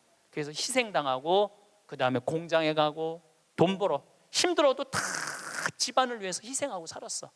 그때는 못 살 때였어요. 근데 지금은 다 잘 살아. 정말로 잘 살아요. 대한민국. 물론 못 사는 사람들도 있지. 못 사는 사람들도 있지만 대체적으로 보면 다 잘 살아요. 다 잘 살아. 아무리 못 살아도 집에 자가용 하나씩 다 있어. 잠비아에서는 꿈도 못 꾸는 그만큼 잘 살고 있어요, 여러분들. 그러니까 마음대로 하고 싶은 대로 해도 되는 나라예요, 이제. 그래서 해라라고 얘는 NYU 조지 클루니라는 영화 배우가 졸업한 유명한 뉴욕 주립대학교 대학원을 갔어. 영국 영화학과. 그리고 2년을 학교를 다녔죠. 그리고 졸업을 작년 5월 달에 했어요. 그러니까 이제는 뭐를 해야 돼? 연주를 해야 될 거 아니야. 오디션을 봤는데 시카고에서 조지 해밀턴이라는 뮤지컬이 있어요. 해밀턴은 미국의 독립 아버지야. 3인의 독립 아버지야. 시카고에서 6개월 동안 했는데 1800석 6개월 전석 매진이래요. 근데 얘가 오디션을 봤는데 뭐에 됐느냐면 조연의 대타. 조연이 아프면은 나가서 하는 대타로 됐어요. 근데 조연의 대타도 대단한 거죠. 왜냐하면은 6개월 동안 받는 돈이 10만 달러니까 1억이니까 1억. 조연의 대타도 1억. 조연의 대타도 6개월을 끝났어. 그러니까 또 오디션을 또 봐야 될 거 아니에요. 이번에 이 친구가 5월 달 끝날 때쯤 오디션을 봤는데 이번에는 바로 브로드웨이에 가갖고 줄리 테이머 감독이라고 있어요. 이 사람은 누군지 모르죠. 스파이더맨은 알죠. 스파이더맨 만든 감독이에요. 그 다음에 라이언 킹 제작한 감독이에요. 세계적인 감독이죠. 이 감독이 이번에 M 버터플라이라는 연극을 하는데 거기에 주연으로 캐스팅이 됐어요. 주연으로 한국인 최초로 캐스팅이 됐는데 이 지난 10월 27일 며칠 전에 첫 공연을 했어요. 아버지가 갔다 왔어. 사진, 사인도 나한테 해서 다 보냈더라고요. 이 5개월 연극인데 50만 달러래. 한 달에 1억씩 버는 거. 한 달에 1억씩. 돈을 버는 게 중요한 게 아니라 하고 싶은 일을 하는 게 중요한 거예요. 하고 싶은 일을 하는 게. 그러니까 얘가 줄리 테이머 감독의 캐스팅이 됐다니까 조지 해밀턴 시카고에서 마지막 공연을 조연의 대타한테 어떻게 했냐면 마지막 공연 3시 7시 공연을 주연을 줬어요. 우리 잊지 말라고. 브로드웨이에 가도 우리 잊지 말라고 주연을 줬어. 주연을 줬는데 얘는 뮤지컬 배우, 연극 배우로서 치명적인 결함이 있어요. 나보다 키가 조금 더 커요.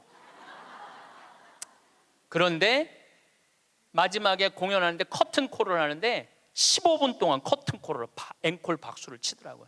근데 키가 워낙 작으니까 다른 스태프들하고 같은 연극하는 친구들하고 하이파이브를 하는데 뛰어서 하이파이브를 하더라고요. 그런데도 15분 동안 앵콜 커튼콜을 했어요. 이 친구가 나한테 편지했어요. 신부님 정말로 감사하다고. 신부님의 배려, 유머, 내가 많이 웃긴가 봐요 걔한테. 신부님의 유머, 배려, 사랑으로 자기네 가족이 이렇게 행복하게 됐다고. 자기는 돈 많이 벌어서 신부님 생태마을에 돈 갖다 주는 게 자기 미션이래, 미션. 근데 저는 그 친구한테 돈 받을 생각 전혀 없어요. 나는 청국장 팔아서 쓰면 돼. 왜 내가 그 힘들게 버는 돈을 뺏어서 써요. 청국장 팔아서 쓰면 되는데 그 자기가 하고 싶은 일을 하는 그 친구를 보면서 누가 행복하냐면 내가 참 행복하더라고요. 여러분 보면은요, 내가 뉴욕에 강의 갈 때 보면 강사료 다 주고 왔어. 쓰라고. 학비에 $1,000, $2,000. 그러니까 그런 젊은 친구들한테 장학금을 주고 용돈을 주는데 잘 되니까 너무 행복하더라고요. 만약에 이 친구가 증권가에 갔다면 친구들 뒤치다거리 하고 있었을 거예요. 그렇지 않겠어요? 뭐 그 친구 술 같이 마셔주고 어려운 일 해결해주고. 근데 지금은 얼마나 세계적인 스타로 우뚝 섰어요. 그러니까 인생은요, 하고 싶은 걸 하고 살아야 돼. 여러분들은 지금부터는 자식들 눈치 보지 말고 여러분들 하고 싶은 거 하고 사세요. 예. 여러분들이 맛있는 거 먹고 싶으면 가서 사 먹고, 그 다음에 여행 가고 싶으면 가고. 지난번에 크로아티아 간 친구들이 너무 행복하다는 거야. 그래서 다음에는 과달루페 가자고. 멕시코 과달루페. 그래서 개를 뭘 파냐 보니까 그래서 갈 생각도 있어요. 같이. 전 과달루페를 2번 갔다 왔거든요. 하느님 만나는 거는 돈을 좀 써야 돼. 그냥 가만히 있는다고 만나죠. 하느님이 활동하시는 곳에 가서 체험을 해야지. 오늘도 황창현 신부님의 행복 특강 잘 들으셨나요? 이어서 나이 들수록 들으면 도움이 되는 지혜의 말씀을 들려드리겠습니다. 첫 번째, 남을 비판하기를 좋아하고 자랑만 하는 사람과는 거리를 두어라.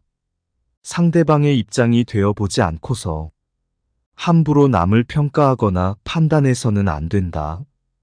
그 사람의 입장에 서기 전에는 절대로 그 사람을 욕하거나 책망하지 말아야 한다. 남을 헐뜯는 사람은 새 사람을 죽인다. 자신뿐만 아니라 듣는 사람을 죽이고 당사자까지 죽이는 것이다. 칼과 같은 무기로는 가까이 다가가지 않으면 상대방을 해칠 수 없지만 헐뜯는 말은 멀리 떨어져 있는 사람도 해칠 수 있기에 그만큼 좋지 못한 것이다. 그리고 어떤 사람의 자랑하는 행동은 겸손과 공감이 부족하다는 신호일 수 있다. 끊임없이 자신에 대해 자랑하는 사람들은 진정한 관계를 만드는 것보다 자기 자신이 우월해 보이는 것에만 관심이 있을 수 있다. 이런 사람을 만나고 집에 왔는데 기분이 좋지 않으면 나와 잘 맞지 않는다는 신호다. 즉 관계를 끊어야 하는 사람이라는 뜻이다.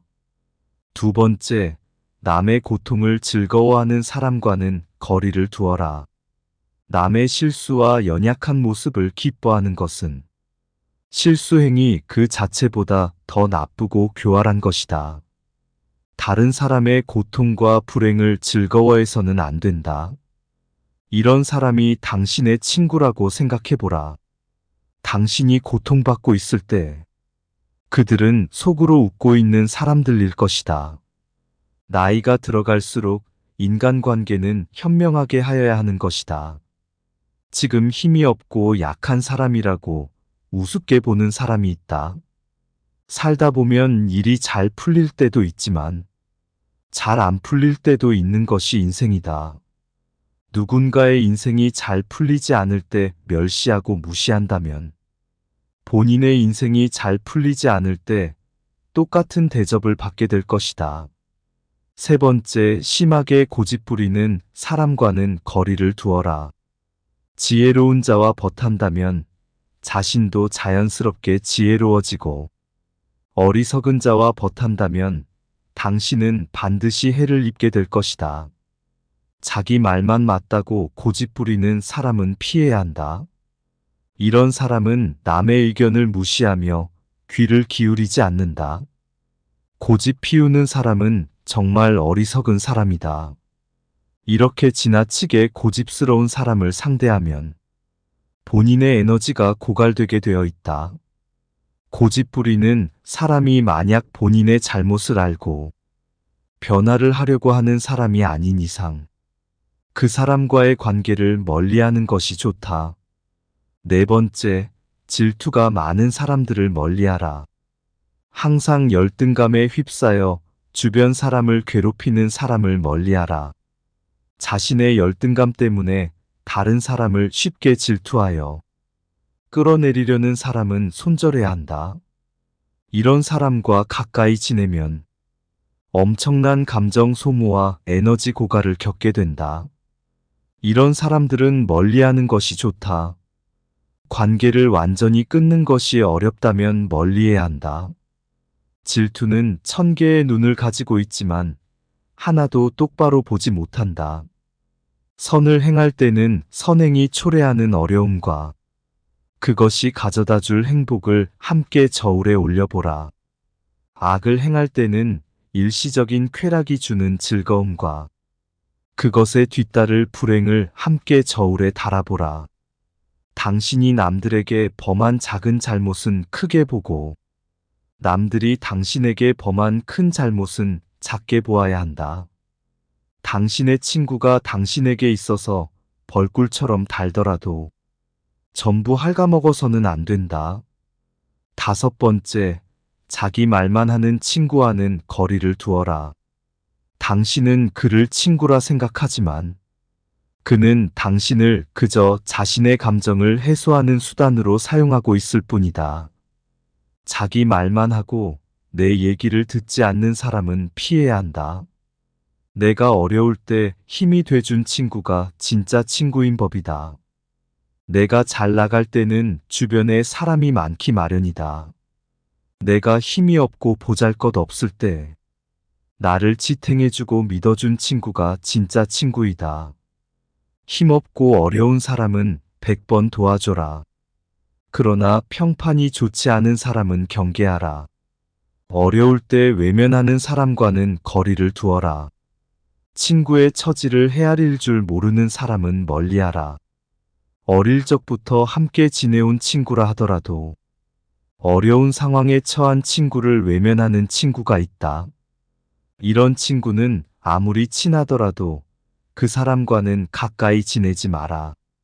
친구 관계가 얼마나 오래되었냐가 중요한 것이 아니다. 만난 지 얼마 되지 않았다고 해도 좋은 사람은 얼마든지 있다. 여섯 번째, 감사함을 모르는 사람과는 거리를 두어라. 누군가가 베푸는 호의에는 감사하는 마음이 먼저 있어야 하고 작은 것이라도 표현을 해야 한다. 그러나 호의가 반복되면 권리인 줄 안다는 말이 있듯이 상대가 잘해주고 그것이 계속 이어지면 나중에는 자신의 당연한 권리처럼 착각하는 사람들이 있다. 습관적으로 받아왔기 때문에 당연한 권리라고 생각한다면 그것은 큰 문제인 것이다. 이런 사람들은 상당히 이기적이기 때문에 상대가 잘해줘도 이제는 감사함을 모르는 것이다. 마음을 표현하지 못하는 사람은 가까이 두지 마라. 고마우면 고맙다고 미안하면 미안하다고 말하는 것이 올바른 인간관계의 기본인 법이다. 감사할 때 마음으로 고맙다고 생각하는 것은 감사 인사가 아니다. 남이 내 마음속까지 다 읽지는 못하는 법이다. 감사를 표현하지 않는 사람을 멀리하고 당신도 남들에게 감사를 표현하라. 7번째, 시끄럽게 떠벌리는 사람과는 거리를 두어라. 조금 알고 있는 지식을 아는 체 하며 그저 시끄럽게 떠벌리는 사람들이 있다. 빈 깡통은 흔들어도 소리가 나지 않고 속이 가득 차도 소리가 나지 않는 법이다. 소리가 나는 깡통은 속에 무엇인가가 조금 들어있을 때다. 사람도 아무것도 모르는 사람이나 많이 아는 사람은 아무 말을 하지 않지만 무엇을 조금 아는 사람이 항상 시끄럽게 말을 많이 한다. 이 밖에도 불평불만이 많은 사람을 멀리하라. 매사에 불평불만이 많은 사람이 있다. 이런 사람은 아무리 부유하더라도 가진 것에 만족할 줄 모른다. 항상 불평만 하는 사람들 옆에 있다 보면 거기에 물들어 나도 모르게 부정적이고 불평하는 사람으로 되어간다. 그러므로 이런 사람들은 멀리하고 만나는 사람들에게 배우려는 태도와 존중이 있는 사람을 가까이 해야 한다. 가난한 사람과는 친구가 되어도 좋다. 단 생각이 가난한 사람과는 친구가 되면 안 된다. 사람들은 겉모습만 보고 얼른 판단하는 경향이 있다. 하지만 가장 중요한 것은 마음과 생각이다. 사람들은 내 손에 손톱이 자라나는 것은 보면서 내 마음에 욕심이 자라나는 것은 보지 못하고 내 머리에 머리카락 엉킨 것은 보면서 내 머릿속 생각이 삐뚤어지고 어긋나는 것은 보지 못한다. 8번째, 사람의 마음을 이용하는 사람을 멀리하라. 다른 사람을 이용하려는 사람과는 가까이 지내지 마라. 친해지면 친해질수록 만만하게 보는 사람들이 있다. 살다 보면 나를 이용하여 사기치려는 사람들을 많이 만나게 된다. 이런 사람들은 조심해야 한다. 조금만 친해지면 돈을 빌리거나 어려운 부탁을 하거나 내 것을 빼앗으려고 한다. 비겁하고 비열한 사람들은 강자한테 약하고 약자한테 강하다. 잘해주면 함부로 대해도 된다는 생각을 가진 사람들이 많기 때문이다. 자신의 이득을 위해 타인을 비난하고 이용하려는 사람은 반드시 거리를 두어라. 과거의 실수나 잘못을 지나치게 후회하는 사람을 멀리하라. 행복에서 불행으로 바뀌는 것은 한순간이나 반대로 불행을 행복으로 바꾸는 것은 오랜 시간이 필요하다. 과거에 집착하여 살아온 세월을 후회하는데 많은 시간을 보내는 사람들이 있다. 이미 지나가 버린 과거에 함몰되어 있는 사람은 가장 어리석은 사람이다. 상대에게 한번 속았을 때 그 사람을 탓하라. 그러나 그 사람에게 2번 속았거든 자신을 탓하라. 지혜로운 사람은 본 것을 이야기하지만 어리석은 사람은 들은 것을 이야기한다. 물고기는 언제나 입으로 낚인다. 인간도 역시 입으로 내뱉은 말로 손해보는 경우가 많다. 남의 강요에 의해 베푼 자선은 스스로 한 자선의 절반의 가치밖에 없다. 행동은 말보다 그 소리가 크다. 남을 속이는 일보다 자기 자신을 속이는 일이 더 어렵다. 단번에 바다를 만들려고 해서는 안 된다. 성공한 사람은 예 아니요를 확실히 말하고 패배자는 예 아니요를 적당히 말한다.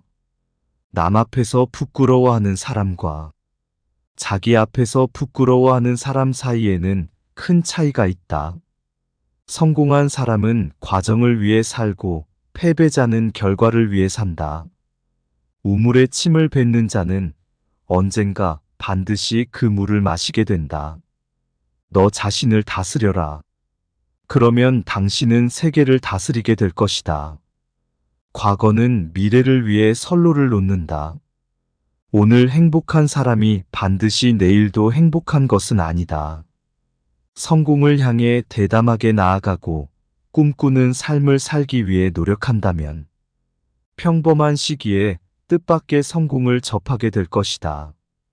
우리는 인맥이라는 것에 집착할 때가 있지만 결국 그 인맥은 내가 줄 수 있는 것에 좌우된다. 불순한 동기에서 생기는 애정은 그 동기가 사라져갔을 때 죽어버린다. 돈이나 물건은 그냥 주는 것보다도 빌려주는 쪽이 낫다. 그냥 얻으면 얻은 쪽은 준 사람보다 밑에 있다고 생각되지만 빌린다면 대등하게 대할 수 있다. 누가 현자인가? 모든 사람들로부터 배우는 사람이 현자이다. 만나는 모든 사람에게서 무엇인가를 배울 수 있는 사람이 이 세상에서 가장 현명하다. 포도주는 오래되면 오래될수록 맛이 좋아진다. 지혜도 똑같은 것이다. 해를 거듭함에 따라 지혜는 성장한다.